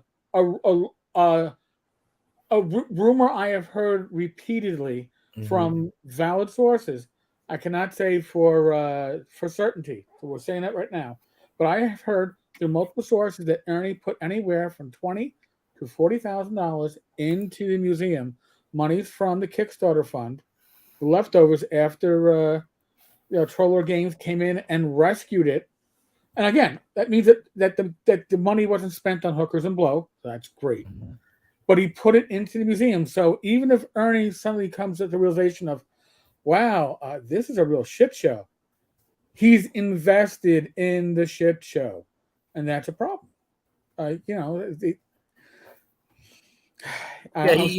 either stays with the NASA and tries to make his money back or something. I don't know, or he leaves the NASA and he has no chance of ever getting any of his money back. So he's stuck there, and what he's going to try to do is what he's tried to do a few times, is that he's just going to not say anything and just try to remain over here and then just not acknowledge it. But it's kind of sad, because I don't think Ernie was ever considered a bad name in gaming, or people wanted to stay away from him or this, that. But look, Luke's distanced from him. He's been distanced from. Didn't they announce, or so we hear somewhere, that he got basically bought out of his GaryCon shares, or he's not involved with GaryCon anymore because they want him around? Was that a rumor, or did that? I can't remember now. That was a rumor. Again, multiple sources on that. Yeah, Ernie, they don't want him associated with GaryCon. So I don't think he can crawl back to the Gygax family name at this point. I think they're like, you know what, you made your own bed, you can lay in it. This is what you wanted to do, and this is who you want to associate with, and we're going to move on over here. And I mean, Gary Con's a real money making enterprise that gets Luke a lot of fame and fortune in Hollywood, and people know about him, and he doesn't want to be associated with his older brother, and his older brother's pulling shit like this and hooking up with weirdos like this. He's going to distance. By the way, I figured I'd leave the tab ready to go, and I was right. Somebody woke up Chad. Oh, I can't read it. It's too tiny for me. I'll read it. Where is Lanazi at? Lanazi has been very, very quiet. That pesky wabbit is in his hole watching bad Nazi porn on Discord, live with Johnson. Oh. Rancid Lord Lanazi and the bad spy erotica author Johnson. God, I got to give credit on that one. AKA Sussy Rocket Lips. Oh. What a trio. Susie Rocket Lips. Okay, I'm reading it now too. Yeah. Oh, by the way, Chad, if you're with us, say hi, because this just came about. This is 18 minutes ago, so Chad might be listening in. Yeah. Can you imagine the family tree of those people? Oh. Ernie Gygax. No one is talking about. Why is he getting a pass on this? We just talked about it. I think. He posted 18 minutes ago. We didn't see it. Yeah. Sorry, Chad. We didn't see it. He so far knows about Johnson and Onazi's mutual project. Ernie, why are you not? He's not going to say anything. He's not, and that's. I like Luke a lot, but I am soured on Ernie so much at this point. Yeah, because for the last year has kind of shown me his true colors, and I'm not impressed. Not impressed at all. And the fact his own family have kind of like said, yeah, because his sisters got in on it too. His sisters were like, I mean, he got hammered online from his own family about this stuff. And the fact that he decided that, no, I'm going to stick with these guys and see you later, Gygax's, that's, I don't know. He seems like, if you've ever heard the story of Ernie, he made a lot of really terrible decisions his entire life. And he seemed to get his life back together. A few years ago, he had horrible substance abuse problems. He finally got help for it. For all things I heard, he has remained clean for the past few years. He has a really apparently very nice girlfriend. So he kind of turned it around. So I don't know what he's doing now. This is tarnishing his legacy very badly. Very badly, and it's a shame because I've met Ernie. I've sat down with Ernie. Pleasant he's a very charismatic individual. Yep, very outspoken. Very, kind of one of those loud, brash guys that sit down with you, starts telling stories and talking and stuff. Right, and they're honest stories that he'll reveal stuff about himself that you go. With anybody else, you go, oh wow, I really didn't need to hear that story because he does tell some really personal stuff sometimes that you're like, yeah, I didn't need to know that. So, and he also, for those who didn't see it a few years ago, he posted a very candid and revealing picture of his early life, and he really threw his father under the bus quite a bit in there, and I thought it was really, I thought it was very heartfelt because it's not easy to grow up being the son of an icon like Gary Gygax was. And then realize, my dad was the one who made me start drinking beer when I was like 13. And my dad was the one who called me a failure. And I mean, this is all stuff he revealed. My dad was the one that, never really seemed to care about me enough. And I went and used drugs and drank all the time because, and so, yeah, I mean, there's, there was a lot of pain there in his personal, stuff he revealed, but you've got to make, there's only so far that this kind of forgiveness will go, and you gotta show you've made a change in your life, and it's great that he's not a substance abuser anymore. But man, he has got to choose his people he hangs out with much better. It's like your kid. You always. You raise your kids the best you can, then you just kind of, one of the things you hope they hang out with the right people, because we all know that sometimes the people you hang out with in high school or college turn out to be losers or bad people or terrible influences. So you're always hoping your kid doesn't do that. And Gary's like the kind of guy who he graduated high school, but he's still hanging around with the bad kids. The kids are doing things the wrong way. So now we have a question from Matthew. Didn't someone at 3SR or new TSR, what do you want to call him, threaten Luke's military pension? That was Mario77 on Twitter, who, by the way, got blown up by Twitter. Now Mario77 is Justin Linares. Yeah, it's Justin. And he got kicked off of Twitter. Elon kicked him off. No, I don't know who kicked him off, but yeah. He got kicked off for, he might have got kicked off for doxing because he doxed you. That's like a no-no. He doxed me, and he doxed my wife, and he doxed my mother. But he also doxed Micah Huffermail. So and Rachel's sister. Sorry. So I mean, as big as a bag of dicks, Justin is many bags. So but that was his troll account. That's the one that he would fight with Chad back and forth and accuse Chad of being Michael. Well, guess what? Right now. And by the way, we don't know who Chad is. We will say, and Eric and I have talked about this. We have no clue. We don't know who Chad is. Listen, do I? I'm a trained investigator. Do I have suspects? Certainly. I have nobody identified, but I certainly have people that would be, how do you term it on TV with the news programs? Persons of interest, Michael. I do have. There's only so many people that can know what Chad knows. Right. So your pool of suspects is very small in that pool because there's only a few people that can know what this guy knows. But we don't know. We don't care. We love the information. It's all everything that Chad's revealed has seemed to be pretty true. So he's got a good hotline into whatever's going on in Lanas's real life. But yeah, I guess they finally, the practices and services or whatever they call the department, finally caught up with Mario / Lanasa and kicked him off. So he's gone from Twitter now too. So he got kicked off of Twitter. Which is funny as hell. By the way, I got something here because that I find very interesting from Fugly. I skipped over because I would do a short break from the topic. If new TSR does publish Star Frontiers, can the publisher of Star Frontiers claim infringement because it won't be a parody? Star Frontiers came out first as an obvious. Can you parody that's funny. That would be hilarious. I like that. You need to remove Star Frontiers. We already have a product called Star Frontiers. They're copying it. Yeah, they're copying us. Well, yeah, but I have the trademark. No, you don't. And here's the other thing, folks.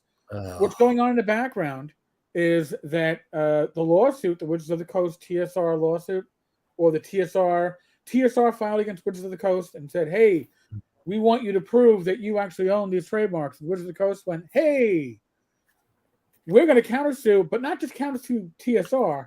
We're going to countersue the Dungeon Hobby Shop Museum and Justin Lanasa as the individual.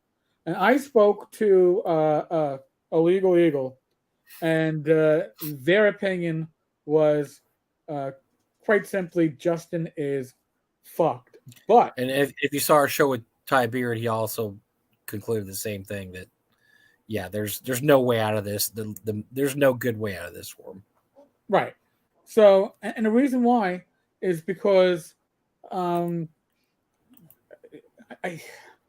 Justin is not stupid, but he's an individual, again, my opinion, that knows just enough to get into trouble, but not enough to keep themselves out of trouble. So that seems to be a likely issue.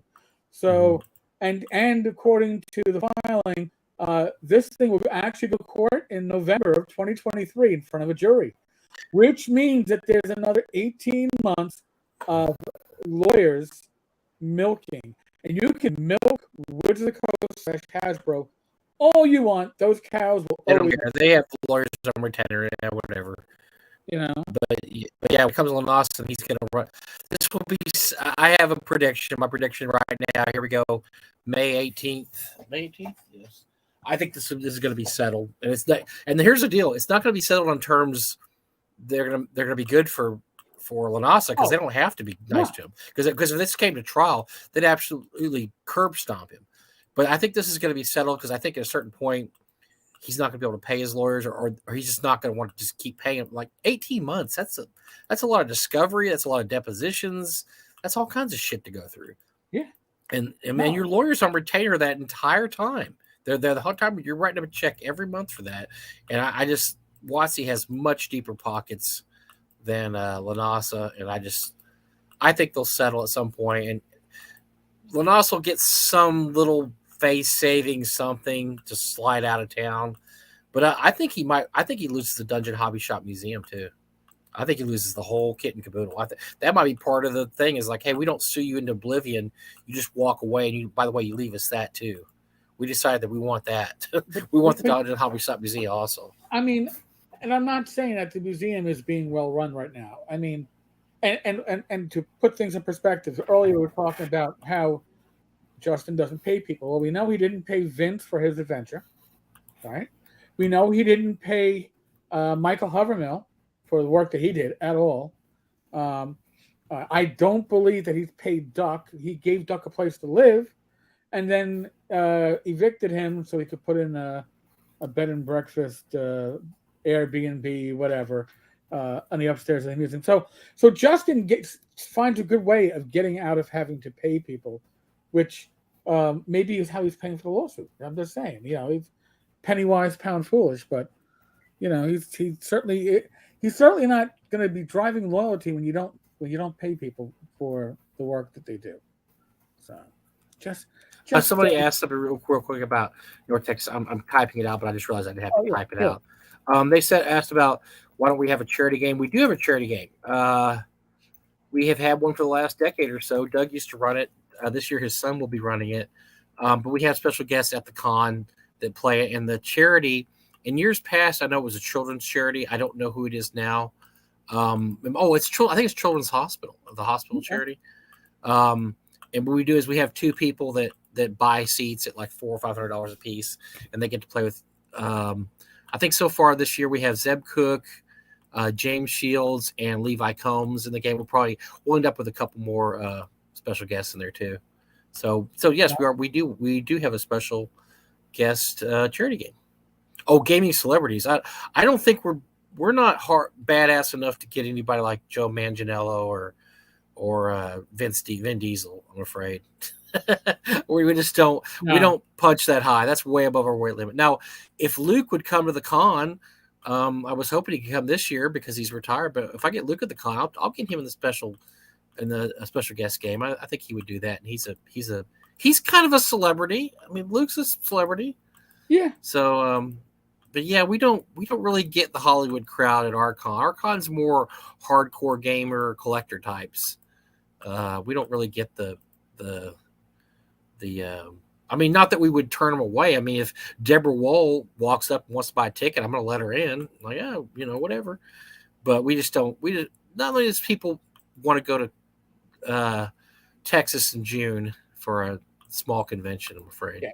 Joe mentioned Darcy. Joe Manganiello is not coming to North Texas. Now, maybe if Luke came, he could talk Joe into coming because they're buddies. Yep. So Yeah, if we ever got Luke at the con, which I know Luke wants to come, he's just had he was going to come this year. They're buying a house, he and his family, and that's just a bad year. It's a bad year, but we had talked about him coming, and he said he wanted to come, but then this house thing came up. As you know, he's retired from the military after a long career, and one of the things you got to do, my kids ran into this problem, is when you retire from the military, you got to find a place to live because guess what? You ain't living on the government's dime anymore. Yeah. You got to find your own place. And so I think that's probably what they're doing right now is they're finding a place. And my kids had to go through all that, especially right now with the prices just out of this world. So anyway, we gave him a pass. We're going to try to get Luke again next year. We're just going to keep bugging the hell out of him until he finally says, yes, I'll come. Janelle will be at the con too. I should ask Janelle. I don't think Janelle's. Janelle. I don't think is going to be there Thursday night. But I might ask her and see if she can show up at the celebrity game. She'll definitely be there. Well, actually, I take it back. Becky's sick, so she might have COVID. So I better check with Janelle next week or so and see if everything's going okay with that. Because we, for those that don't know, by the way, Janelle's doing a Kickstarter right now that's blowing up, absolutely blowing up. It's got about $300,000, and it's a dark. Than that. Oh my! It's a Dark Tower reprint. Actually, I said Janelle. Janelle is really not involved. It's Goodman Games, but it's her work. It's her work. So yeah, I backed it. It's really good. And oh, by the way, I better do this, otherwise I'll get fired probably. Frogger Games has a Kickstarter going on right now called it's something about dust. Oh dear. Oh my god. I can't remember. By the way, $320 for the Goodman Games Kickstarter right now, or a hair under $320. I mean that. Oh my gosh, really? It was $285 today. Good lord. It's still kidding me. Wow. So the reason I want to bring this Kickstarter for Frog God is because I actually worked on this. We had this was written by Steve Winter. I've got to find the name. I'm losing it right here. Where is the name here? Oh God, this is so embarrassing. Is it on Kickstarter or is it on? Yeah, it's on Indiegogo. It's on Indiegogo. Something about dust, and the reason is because Steve Winter wrote this, and the Frog God Games Committee, we looked it over, we changed some things in it. So I actually had input into this about some of the stuff that, and I think the changes we made to Steve Winter's awesome work were pretty good because we actually, I hate to say this, we actually improved, I think, some of the stuff that Steve wrote there. Hard to believe, I know, but I would highly recommend this module if I could find the name. Zach is gonna kill me. He's gonna freaking me. I'll find it before we're through tonight. I'm gonna look at it. I'll look it up on Facebook. I tried looking up Necromancer Games, but it doesn't. Yeah, really, I'll find it. But yes, it's got about $3,000. It really should be. It's got about 2 weeks left. But it's, first of all, it's written by Steve Winter, so you know it's gonna be good. And like I said, I think the improvements we added to it made it even better. The committee and myself, and I was part of that committee. We found a few things that we thought were a little hanky in what Steve had written, and we changed it up. And if they included that, it's going to be a really, really good module. It's a really interesting concept. So I will find the name of that and get back to. Yeah, I swear to God, the interface on Indiegogo. I gotta tell you, sucks. Oh, here it's called Lake of Dust. I'm gonna send Eric the link so he can link it because now after I talked about it so much, everybody's gonna want to know what the hell it is. I don't know what the hell it is. Yeah, it's some good stuff. I'm telling you. Lake of Dust. I'm gonna just remember if I remember correctly from what we look, because I've read this. Adventures on desert, which I love desert adventures. They come across a tribe of gnolls. The gnolls are guarding this ancient ruin, which I love ancient ruin shit, and there's something really bad in the ruins. So the adventurers have to try to somehow negotiate with the gnolls, get down and find out what this thing that they're guarding, and they have to battle ancient evil, which I always like ancient evil. Ancient evil hidden in the desert is always kick ass. And so that's kind of the plot there, but it's pretty.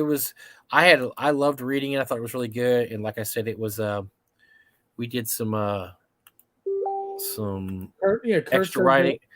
extra writing on it, and it's I highly recommend this, which I don't normally do with a lot of our Indiegogo stuff.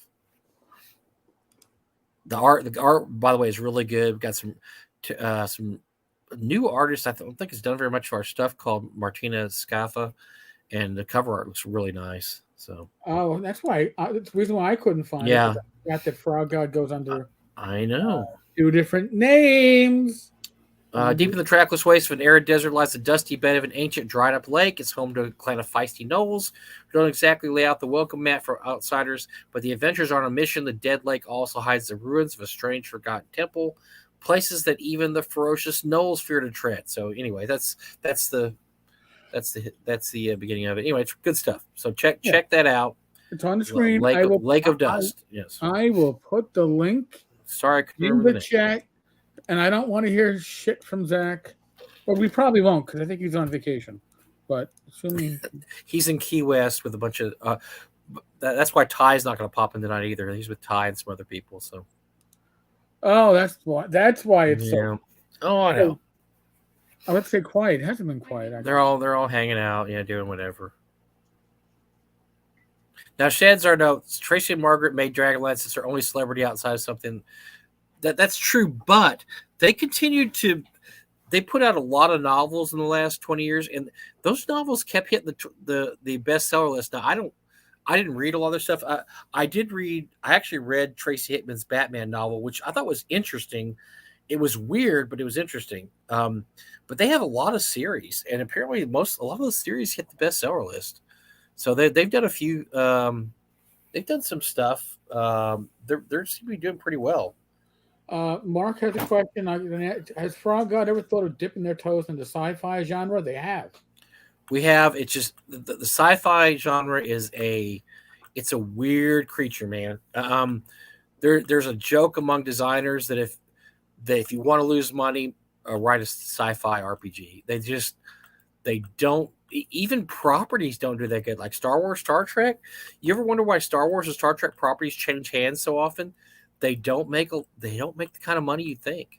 Starfinder's done okay. Starfinder's had a really rough beginning. Yes. By Paizo, but apparently they had kind of a comeback, and they're doing okay. But yeah, you don't do very well with, for some reason. A lot of SF properties don't do that great. Right. I mean, for fiction, it's huge, right? Yeah. For even TV series, The Expanse, awesome. But you don't really see people playing. But yes, there's Traveler. Yeah, Green Ronin had an Expanse game. I haven't heard one damn thing about it ever. I don't know. I don't know how it did, but I don't know of anybody playing it, and I've never heard anybody do anything with it.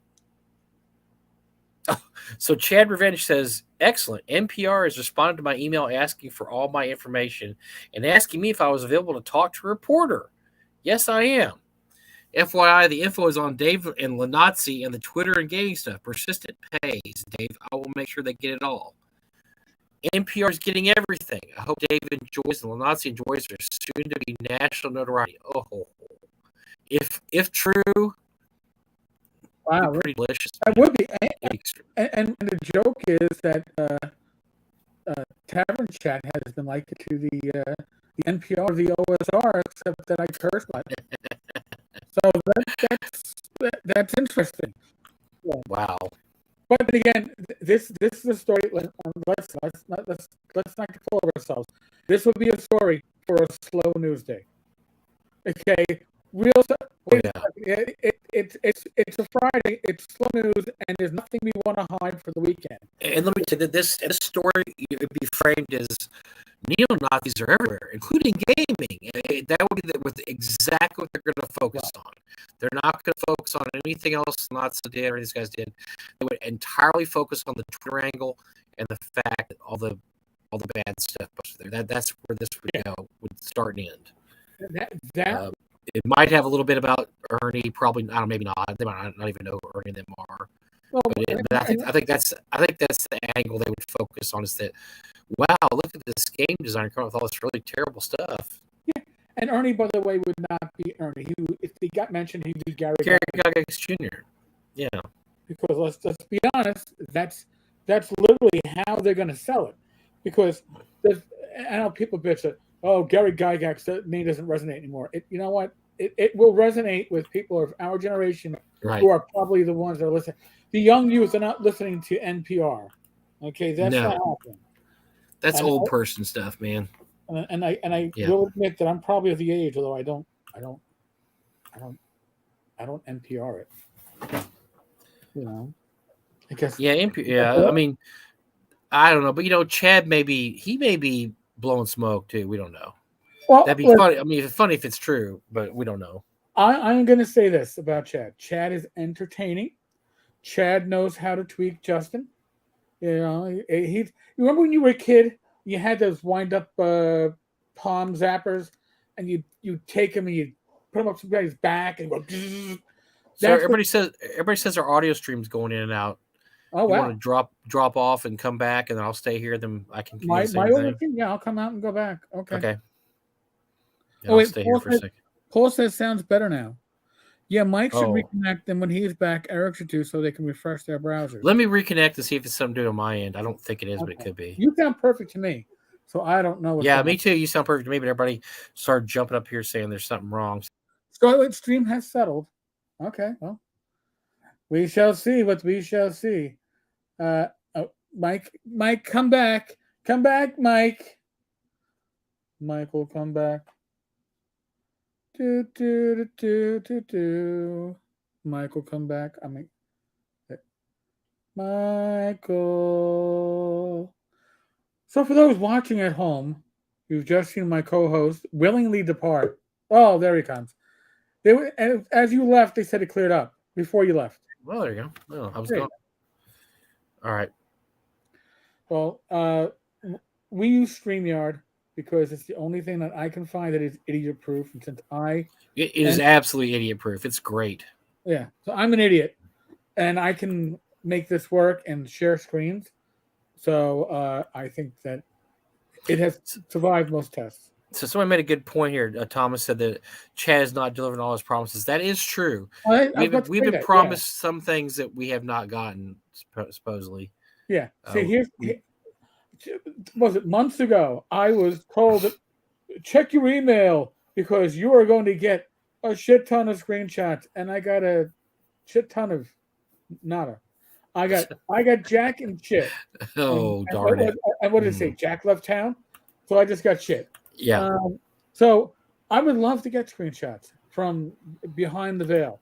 The lack of me getting screenshots, does that mean that Chad doesn't have it?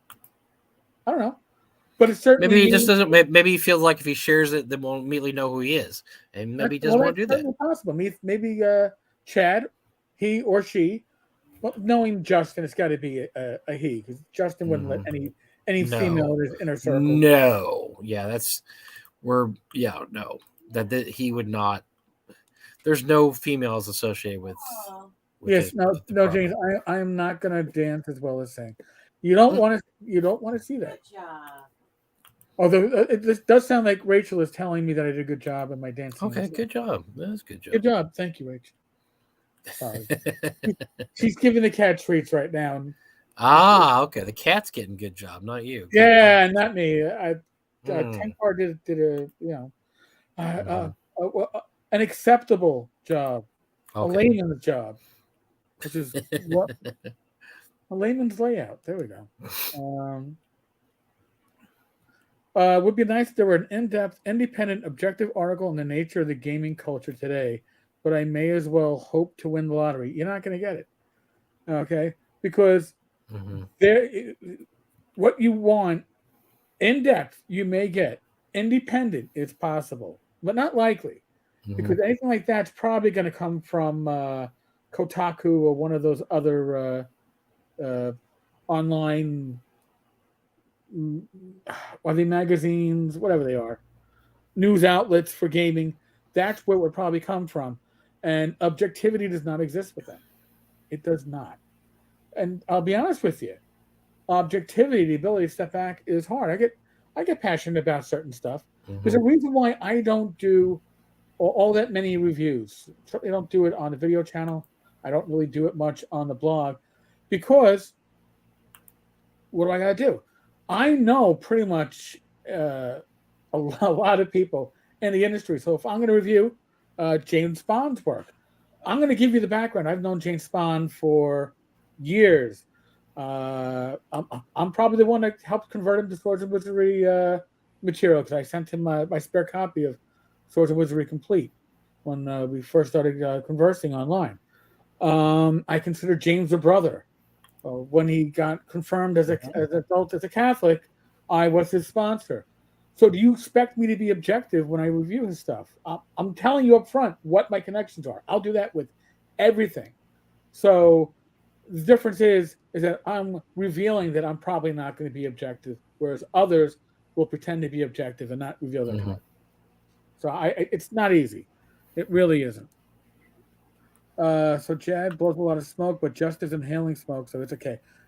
Justin could be sucking ass. I don't know. It's all a possibility. After this era of TSR eventually goes away and the memory of this asshat fades, what should be done to make people feel good about the name TSR again?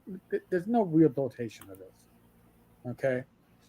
No, somebody could buy it. It would be a long time, and they would have to follow a very specific. I had a plan for Justin. They never listened to. Was that the first thing they should have done is hired some people.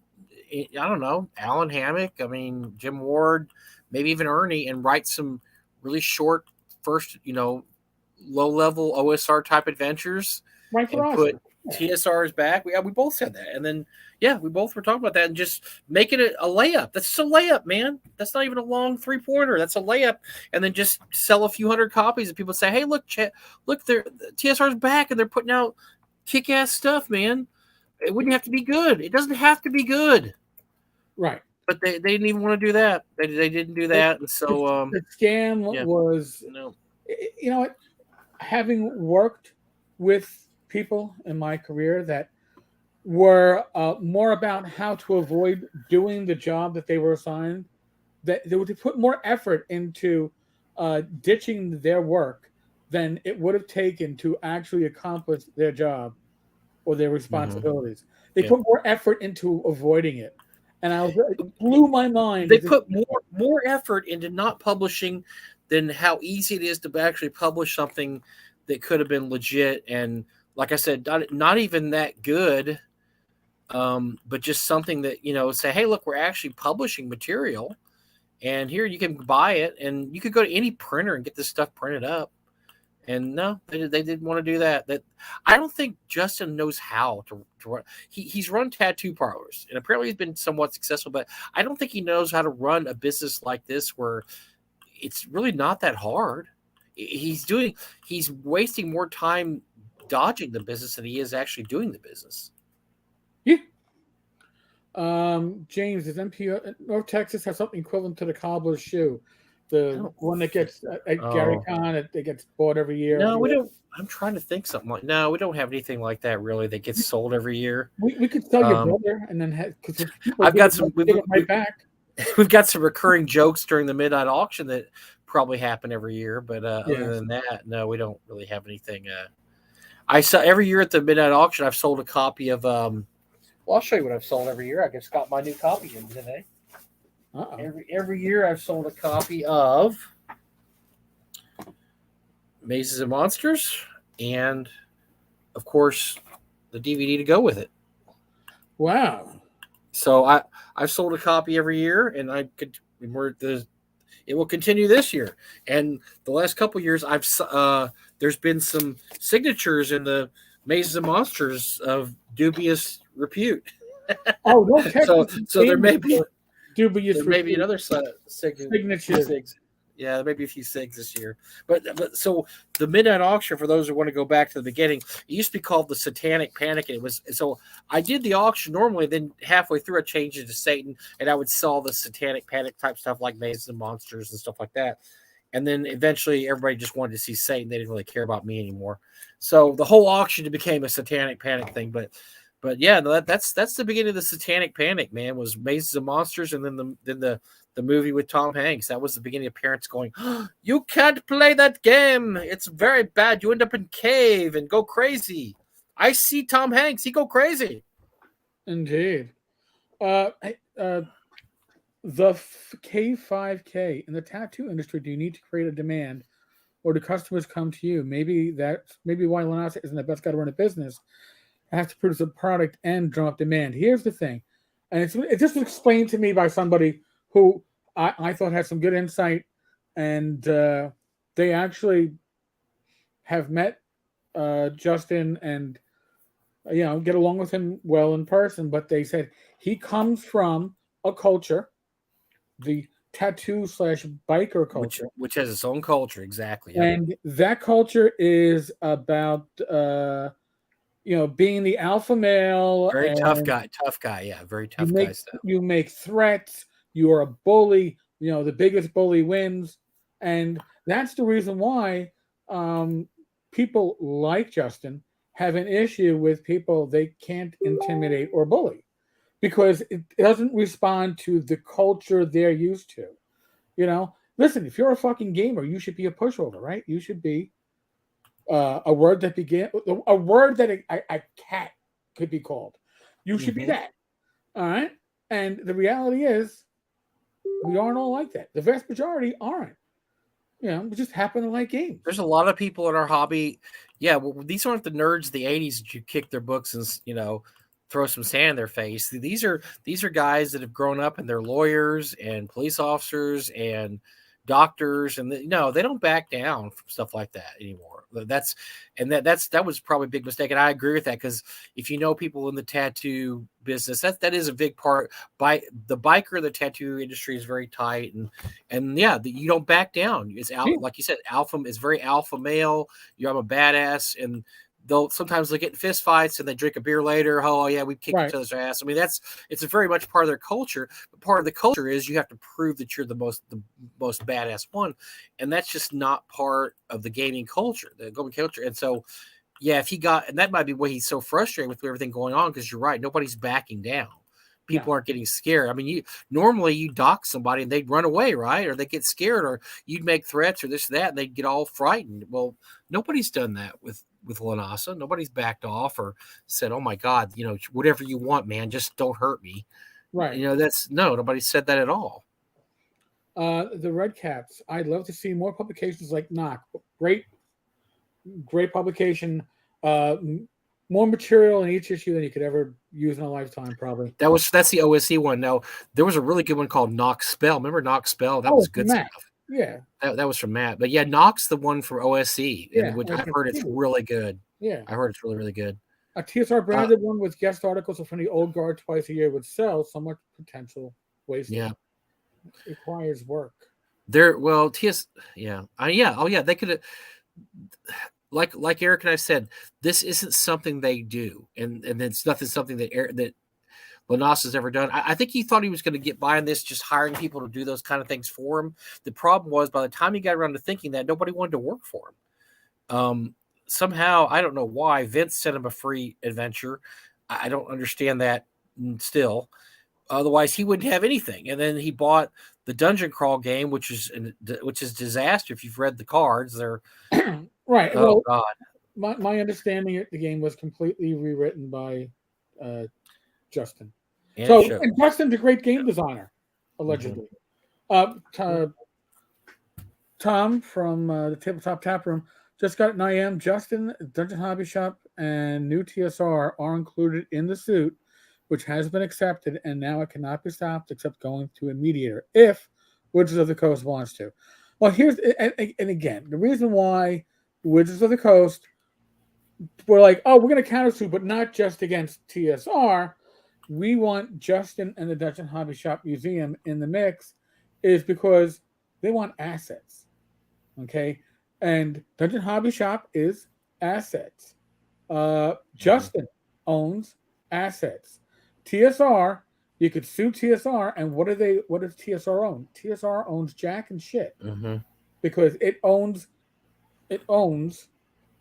trademarks that are in dispute. So it really owns nothing. So if you defeat TSR and TSR is at fault, all right, bankrupt, company was bankrupt, you got nothing. So the fact that you got the Dungeon Hobby Shop Museum and Justin in the suit means that there's now assets that, if possibly TSR, Justin, Dungeon Hobby Shop Museum should lose, there can actually be a loss. I mean, before, what's the worst that could happen? You walk away from it. Yeah, you walk away. So we lost nothing. Yeah, you can have all of or nothing. Mark, we don't know if Justin was ever a gamer. I don't know. I think somewhere in his past, I think he was. Yeah, I think he had to have been, because I don't think he would have got mixed up in this if there was zero interest at all. Right, well, he met Ernie, so yeah. Yeah. So I think he has some slight, maybe tiny bit in there, but he has no clue how the gaming industry works. Zero clue what to do or how it works. So, I mean, he may have started out to where like, oh yeah, I may play a few games, but he has not gotten any kind of insight in how the industry works at all. So, Darcy, yes, I'm on a dungeon card. I'm the Tenkarian Gibberer. Luke is there. Listen, I'm Tenkar and Gibber. Luke is there as a demon. I mean, Yeah. Lucian. So I mean, Yeah. uh, Yeah. It was. I mean, it was set up to be. Demon is different, Matt. Sorry, the Crab Demon is an unreleased piece that was shared with me for some Munster book they're working on. That's the 10 Crab. Sorry, didn't mean to interrupt, Mike, but I wanted to make sure Matt got the right story. I don't want Yeah, to, don't mess I don't that want up. to screw myself up of my. No, golly. So go ahead, man. But by the way, Chad has some extra stuff. By the way, I saw that. How can the freaking Mavericks already be down 12 points? Oh my God. I'm gonna go away. I don't want to look at it. Not until halftime. So by Basketball the way, games zip around too much, change so much that you never know. By halftime, it can be tied. So Chad was watching, man. Chad was watching. He liked my the hamburger. Damn right, Yeah. I'm gonna boil on Lanazi's ass, and I plan to irritate his ass as much as possible. Oh God! Yeah, check out. Yeah, Chad Revenge is a good spot to check out if you want to. The problem is he just kind of pops up out of nowhere. He might be gone for a few weeks, and all of a sudden, boom, there he is. He's all over the place. Yep. Fact that Johnson was right, he would not have deleted his accounts. That is true. Mm-hmm. He is hiding. As he did those tweets and he made those statements, he is hiding is what he's doing. Simple as that. Fair enough. So James asked, is there any currently decent OSR magazines? I saw where Fight On's going to come back. Is it? Yes. The guy who really published Fight On after, almost a decade gone is going to come up with a new issue of Fight On magazine. So if that ever comes out, I would say thumbs up. Definitely check that out. I'm going to show you another thing here I just got this week. It's from our buddies Ian and Rocky and Silver Belay Press. Silver Belay. And it's digest size. I mean, what did I put at the bottom of the pile? Good Lord. I've got too much stuff in this office. Way too much stuff. But you know what? I'll find it eventually. You don't have it at home, so you're sure your wife would appreciate it. I have oh no, the other half is at home. Okay, it's called, here we go. Whoops. Can you enlarge this or enlarge it? Hold on. Wait, Mike. I learned something last week. Hold on. You ready? Look at that. Whoa. All you. Fantastic Geographic. They ran a Kickstarter for this. I got to see the preview. It is 68 pages of old school goodness. There are mini adventures. There are articles like I ate a mushroom. Can I buy a horse? There's something for a 5e monster. I guess it's not just OSR. But this has got a lot of OSR. It's just a lot of really cool articles. A lot of it can be used with OSR stuff. So I look little maps and dungeons and stuff. So yeah, Fantastic Geographic, $15, well worth the price if you see that. But that's a good one. Like I said, if Fight On comes back, I have heard that Matt Finch is going to restart Knoxville also. Really? Just a rumor right now. We'll see if that happens. Okay. The problem with magazines like Knoxville and Fight On, if you ever find those issues, they are excellent. They're some of the best OSR stuff you've ever seen. But back then, people were not worried about getting paid like they are now. And nowadays, if you look at the names of people that are published in Knoxville and Fight On magazine, they've all gone on just to write their own, like Gabor Lux and all those guys. They do their own stuff now. They're not going to. A lot of them don't really care about doing free things anymore, or just I'll donate this for whatever magazine, or I'll sell this to you really cheap. No, that they want. No, wait. Why would I do that when I can go to, Drive Through RPG and put my dungeon on and make, pay what you want and make a lot of money? Why would I give it to you for free? So I wonder how easy it is to find contributors nowadays compared to the old days. I don't know. Lulu has all the Fight On compilations. I believe if you go to the new Swords and Wizardry website that Matt has started, I believe you can buy the PDFs to Knoxville. Nice. All right. It says the OSR. The OSR is the OSR, right? It doesn't matter if it's now or 15 years ago. All that stuff should still be usable.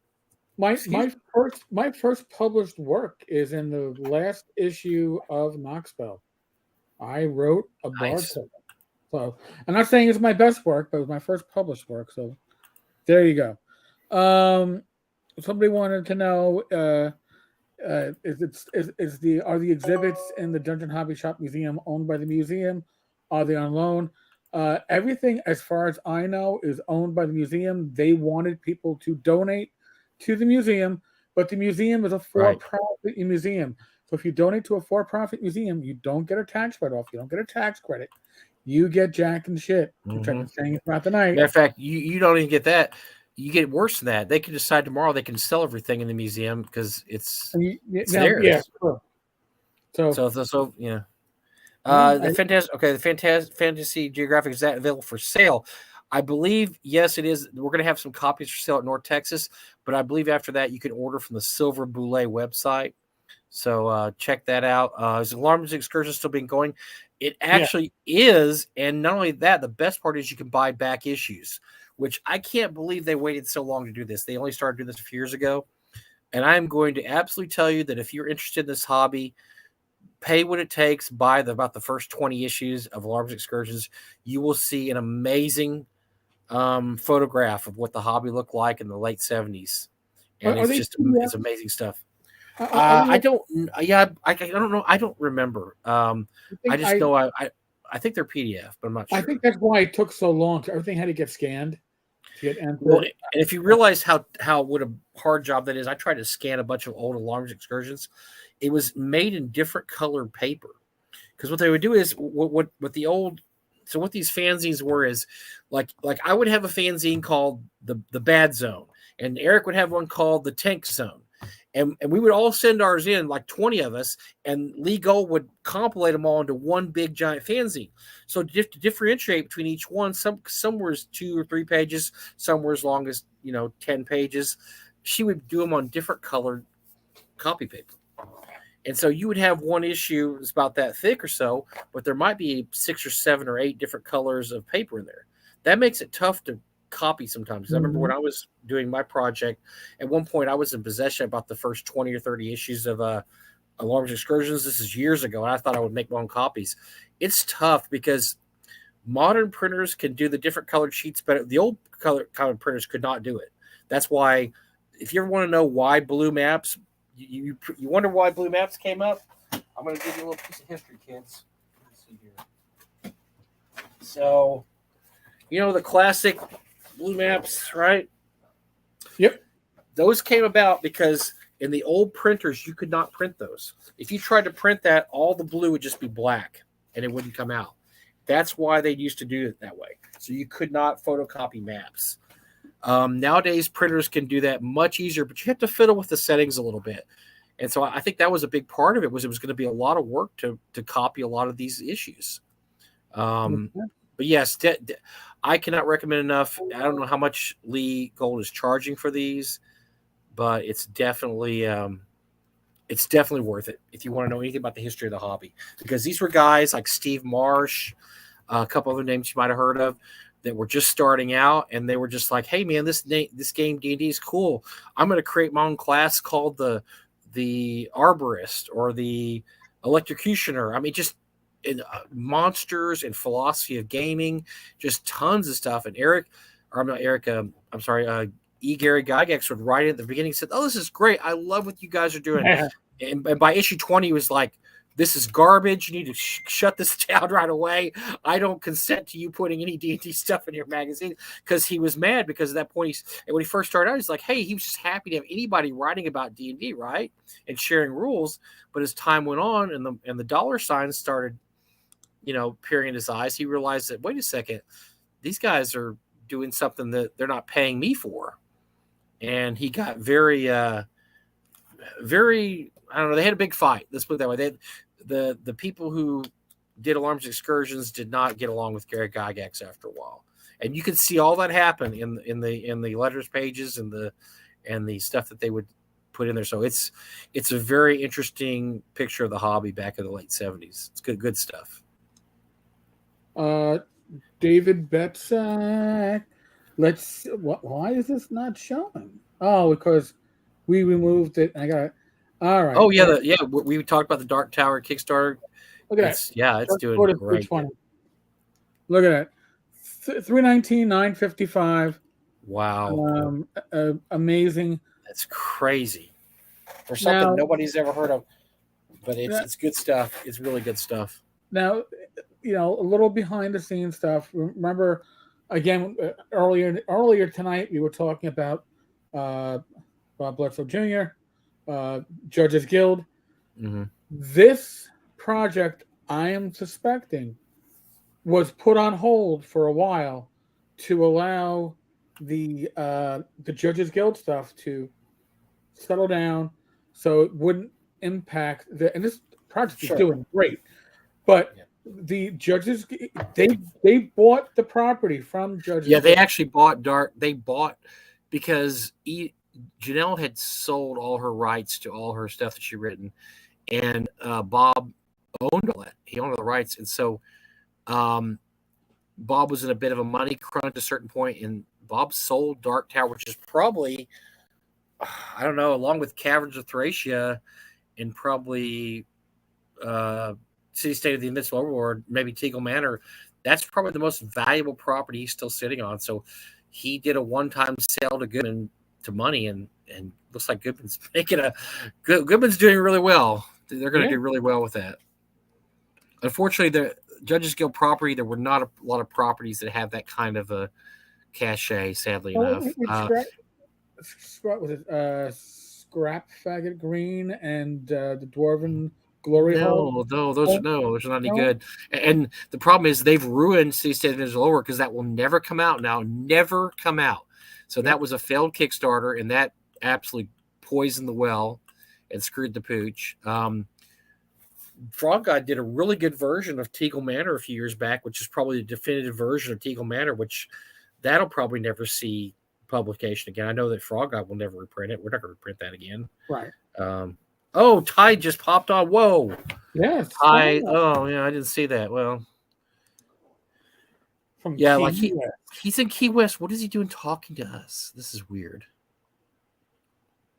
Yeah, it's 10 o'clock. Isn't that like past his bedtime? Oh my God. Well, Zach's asleep. I saw Zach was already posting pictures of his food, and he probably had looks like he had a giant lobster and probably felt passed out after his giant lobster. So Paul says that the old gods of Appalachia just over 2 million.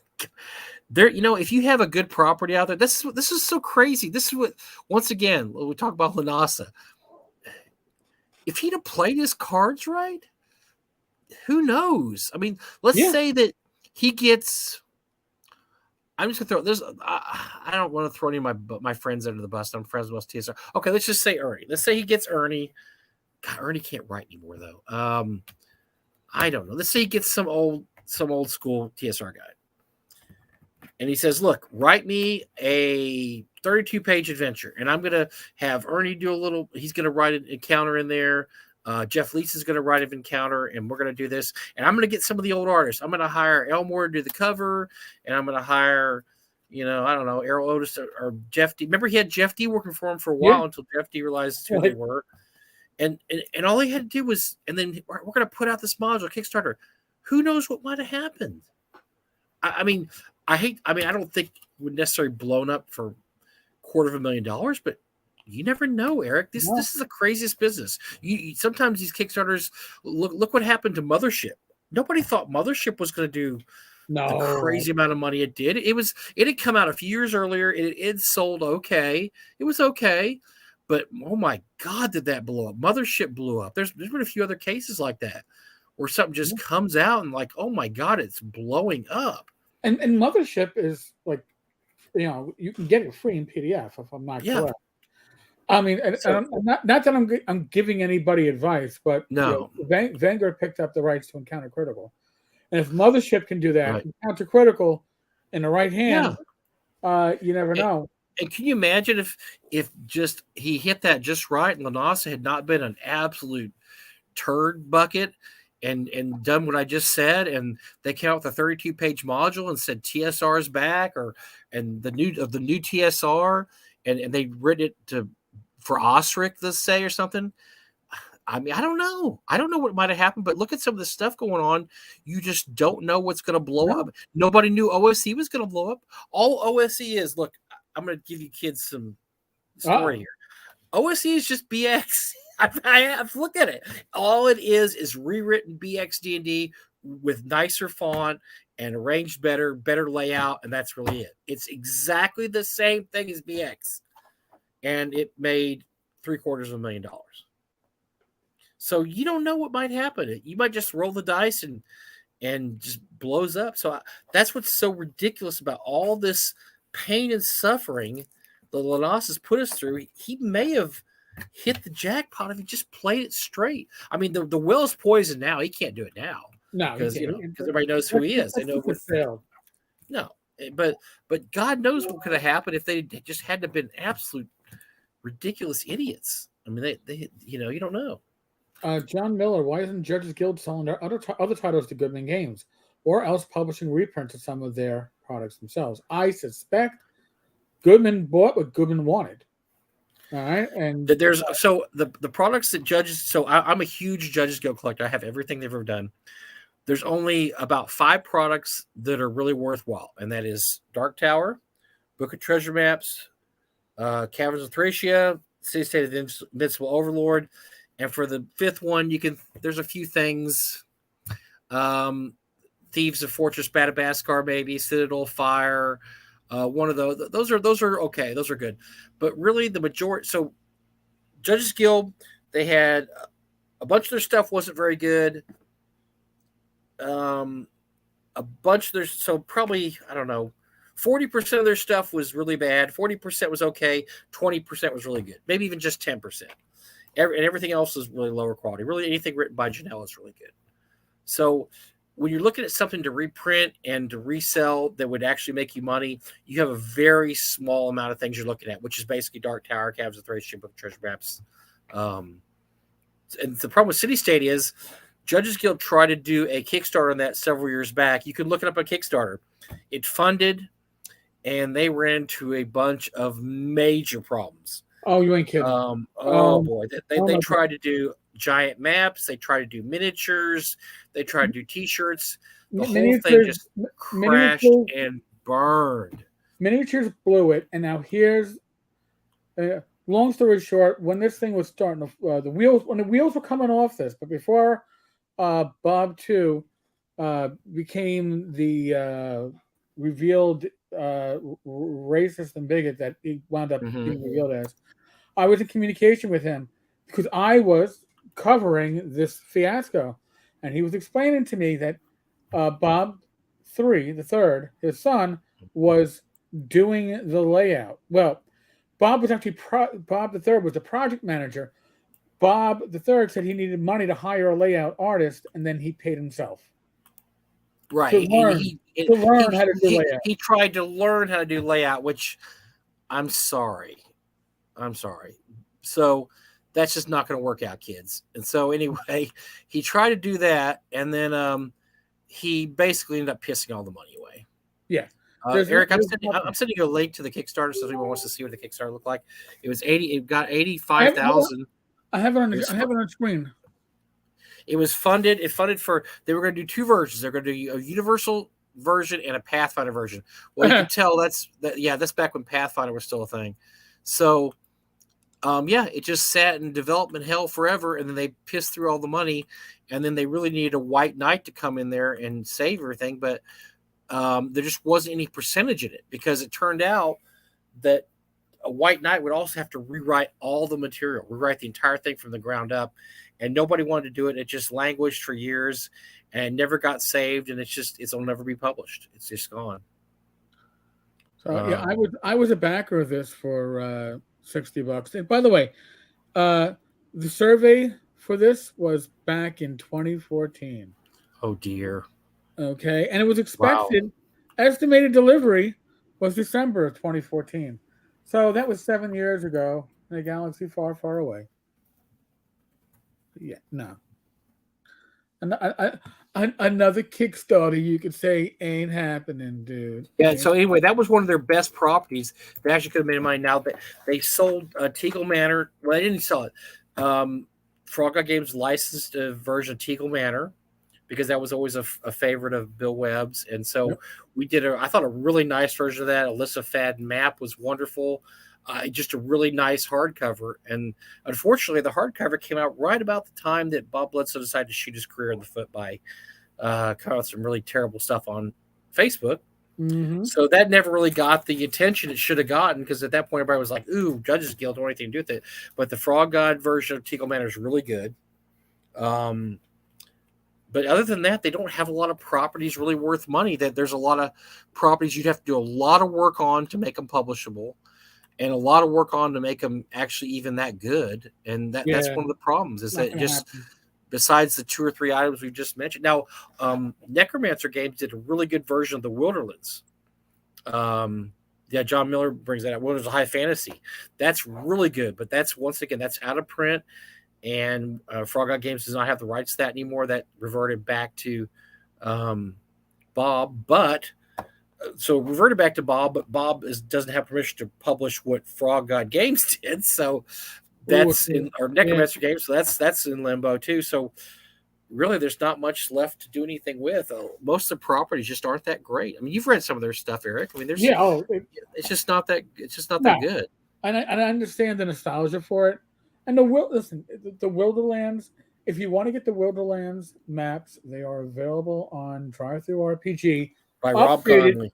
By Rob Conley. Good. They're very nice. And this is he's got a license, and this license because he was going to do the maps. He was the one commissioned to do the maps for Judges Guild, and since he was getting screwed for a project that was never going to fulfill, he was allowed to sell the maps until he basically makes back money he invested. And John, I do believe that Judges Guild themselves, Bob and his son and them, I do believe they're coming out with reprints of the Village books and Castle books. The reason is because there's not much to reprint. They're just, each page is just a different castle and or village. So I think that's something within their capabilities to do. I think those will be reprinted by them. But honestly, even some of the other stuff, I've looked at converting it just for my own fun and games. I've taken like something like, I don't know, like you said, Spies of Light Elf, or I can't remember, a few titles like that, Pirates of Hagrost. It's just not worth it. It's just not very good. It's just not very good stuff. One of my favorite Judges Guild products when I was a kid was Frontier Forts of Kellenor. I used to use that in Verbosch. That was the setting for my parts of my D&D campaign, because there was a wilderness fortress there, and I mostly just used the maps. And I've looked at those years later, and I don't think there's any saving them. I mean, you'd have the maps, you'd have to rewrite the entire thing. It's written in very old style D&D, where you kick in the door to one room, there's 12 orcs. Next room, there's a black dragon. The room after that, there's 10 gelatinous cubes. It's just, there's not. And you've read, I don't know if you've ever read Glory Hole Dwarven Mine. I own mine that there's nothing in it until you get to the bottom, and then there's a demon. So you go through all these mines, nothing. Oh, demon. Okay. And it's just, they're just not written very well. They're just not very good. Right. So, it has the unfortunate name Glory Hole Dwarven Mine. So yeah, wrapped faggot green. I mean, it's like, please. They would require so much rewriting that you might as well just write something new and exciting, rather than say, hey, I want to see Witch's Court Marshes. Or, like I said, I looked at trying to redo some of those myself, and I got like halfway through those, like, why am I doing this? This is just not very good.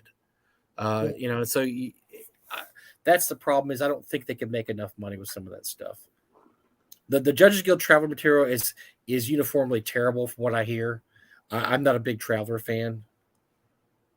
But yeah, Frontier Forts of Kellenor, like I said, I would. That was actually kind of cool. So was if you find a copy of Verbosch, Verbosch is kind of fun. So, but it's just not worth the trouble of going through there and say, hey, we're going to do a big money reprint of this, and then having a bunch of writers work on it and redo the whole thing. Then you're thinking, wow, we could have just done this with a new product and made a lot more money, not have to have one room with a black dragon, next room with 10 orcs in it. Doesn't make any sense.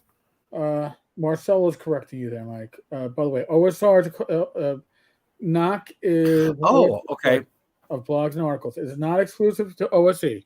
Okay, nice. I'll have to definitely check that out. Then I thought it was OSC. I'm thinking of Carrion Crawler, whatever that's what's called. Oh yeah. That's Crawler magazine. That's what I'm thinking of. Yes, Carcass Crawler. Carcass Crawler. And John, I think that if you go to Judges Guild page, because they still have a page up, I think they do that. I think they are reprinting some of their stuff. I think they have PDFs of some of it. So if you want to buy original PDFs, you can find those. You can also find them on the internet for free if you know where to look. But yes, I think they actually are reprinting some of their originals in PDF form. So I just don't think there's a lot of money in reprinting them in regular form. Yeah, no, I don't think so. Yeah. Holy crap, Mike, for not having a special guest, man. We've been on a tear. What the hell? Well, we had a lot of questions at the end. I was hoping people would come with questions, and they did. And we got a lot of questions. So thanks for all the questions there.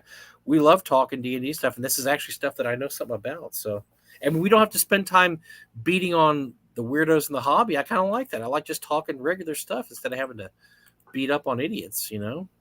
The Tenkarian Crawler. But by the way, whatever has been done by TSR, I would assume it was done as parody. So if it's done as parody, it's not really public domain. I guess they would technically have copyright to it. It's a parody.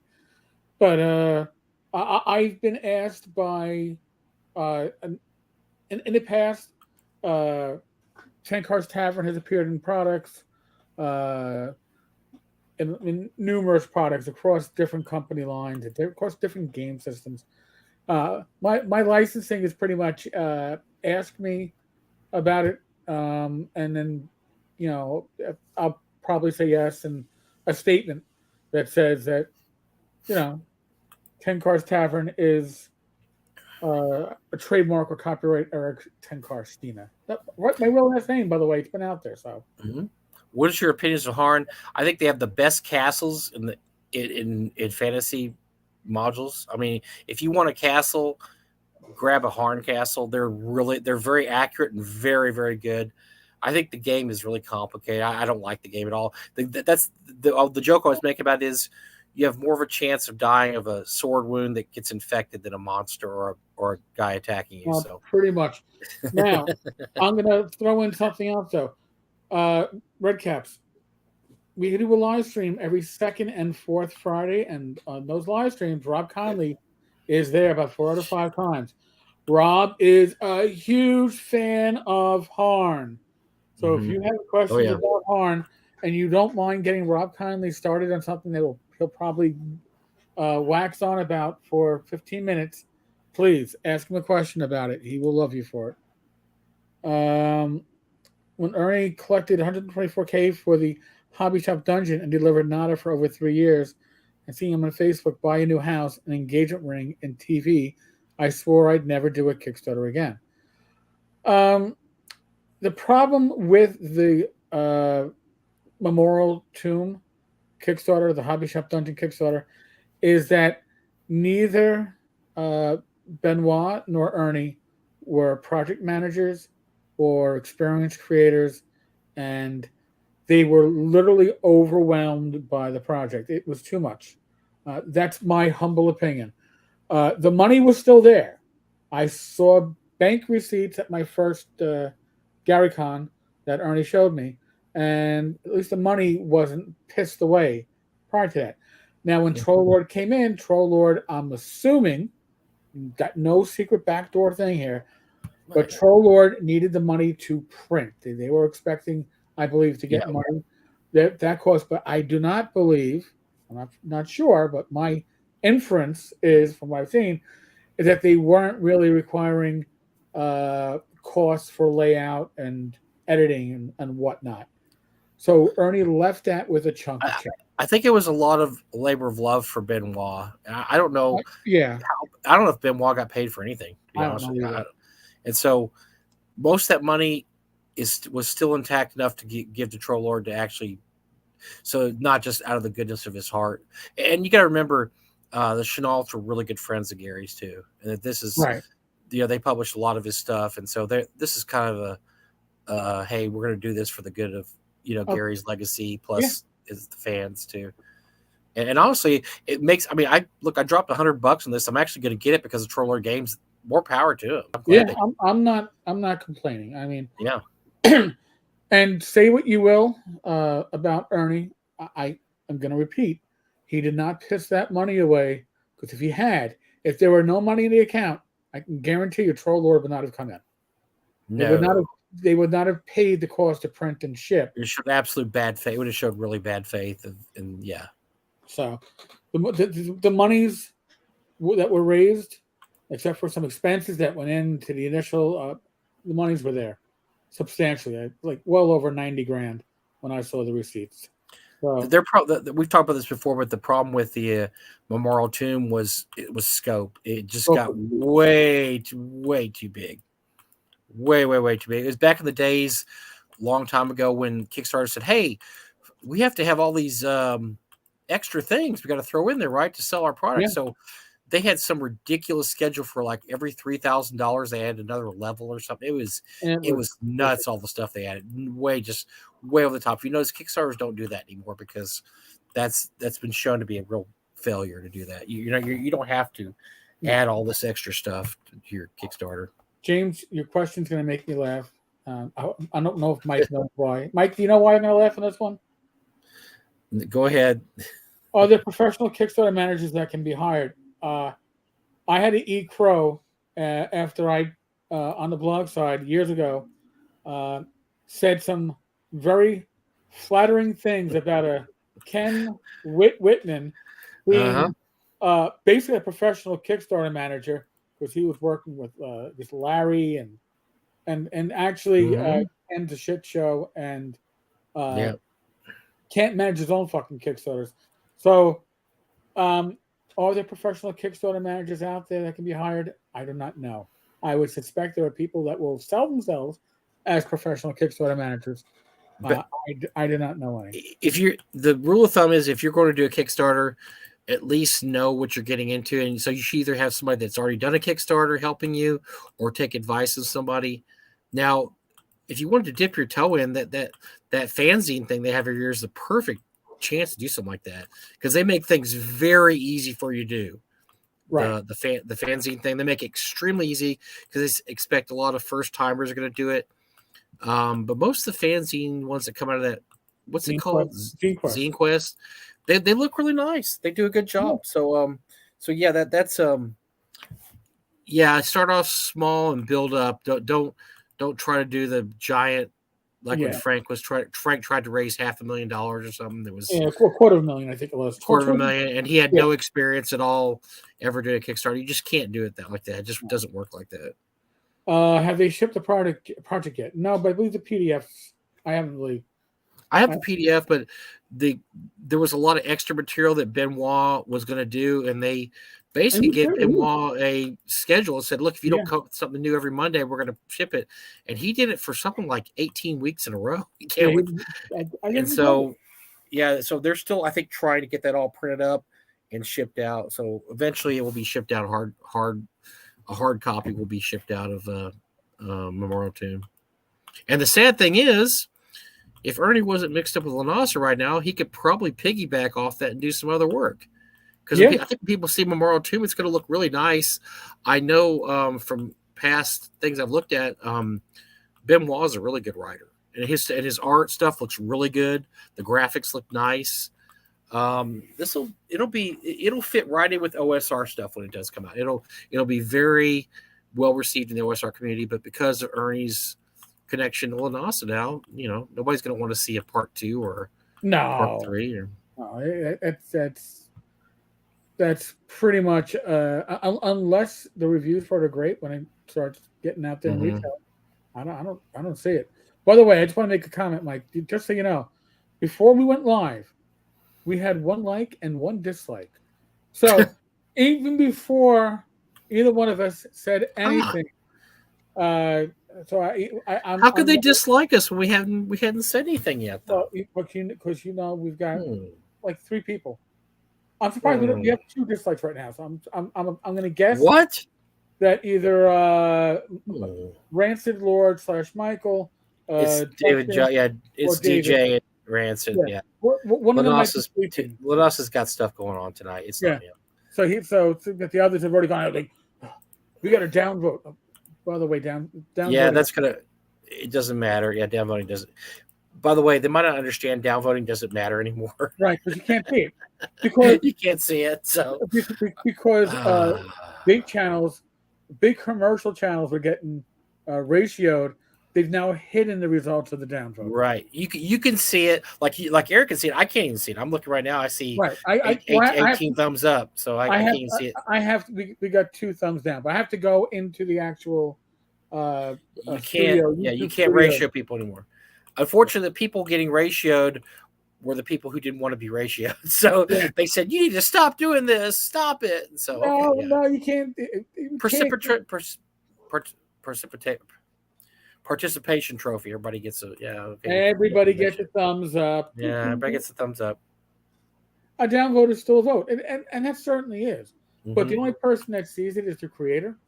Yeah, that's why every once in a while I will actually take a screenshot of stuff and allow folks to see, if nothing else, the ratio, because right. I mean, if I'm pleasing everybody, I'm doing something wrong. That's right. If everything is, oh my God, Tenkar got 50 upvotes and no downvotes, then I'm about to say something with the corporate movie, but I'm not going to say that. But honestly, if we're not upsetting somebody on some level, and in the course of 2.5 hours, we've probably failed. And it's 2.5 hours. Speaking of 2.5 hours, I guess it's about time for us to wrap it up. I think so. Only because listen, I turn this off and I walk 10 feet. I go to the bathroom. I'm done for the night. Mike's left to drive home. So I only get it's only a block, but it's a long block this time of night. Folks, thank you so much. Thank you for participating in this live stream. You make this work. You really do. Your participation, your questions, your comments, your conversation. It's the reason why Mike and I do what we do. I can't thank you enough. Quick things. Tomorrow night, if you're on the Discord server at 9 p.m., we do a hangout in the Speakeasy. Everyone's welcome, except for myself and 1 or 2 others like Mike. It's push to talk, just so you're not confused, because we've done it without push to talk, and then nobody hears anything because I hear some people breathing into their mic constantly and other people talking to their wife. I'm not going to say who, Bill Webb, but I mean, these are things that happen. So that's why it's push to talk. But everybody's welcome. We hang out for at least 2 hours, and it's a great conversation about geekdom and sci-fi and I'm fantasy. surprised we don't have more people. It's super fun. Yeah, we need to have more people in there. Friday night, Glenn Hallstrom and I will be hosting Dungeons, Dragons, and Discourse. Another live stream at 8 p.m. 8 p.m. on Saturday, myself and my wife, Rach, live stream. We're going to be doing Gamers Health. We had a great live stream last week. A lot of comments, a lot of conversation. Really, it's what it's about. Oh, yeah. And we listen, just so you all know, we enjoy spending our time with you. So really, your comment or conversation very much makes it for us. So on that note, we're in con season, which already means con crud, right? Con crud's going to be hitting. We can add COVID crud into the mix. You know your risk factors. You know where you live. I'm not telling you what to do. I'm not your father. Neither is Mike. Make common sense decisions for yourself. All right. Other than that, be safe, be well. God bless. Roll those dice. Roll them. Oh, Discord link. Crap. All right. Hold on. See now. You make. I gotta remember how to find the invite to. Oh, invite people. Oh, here we go. Okay. Here. Good question, Matt. Thank you. I'm going to put this up, and I guess I'll put the link up in the comment section. I'll pin it later. You can that link will be valid for 7 days. That's the default. Join us. We always look to have extra company. It makes the conversation more fun. Mm-hmm. All right. On that note, we're out of here. Later, Gators. Be good.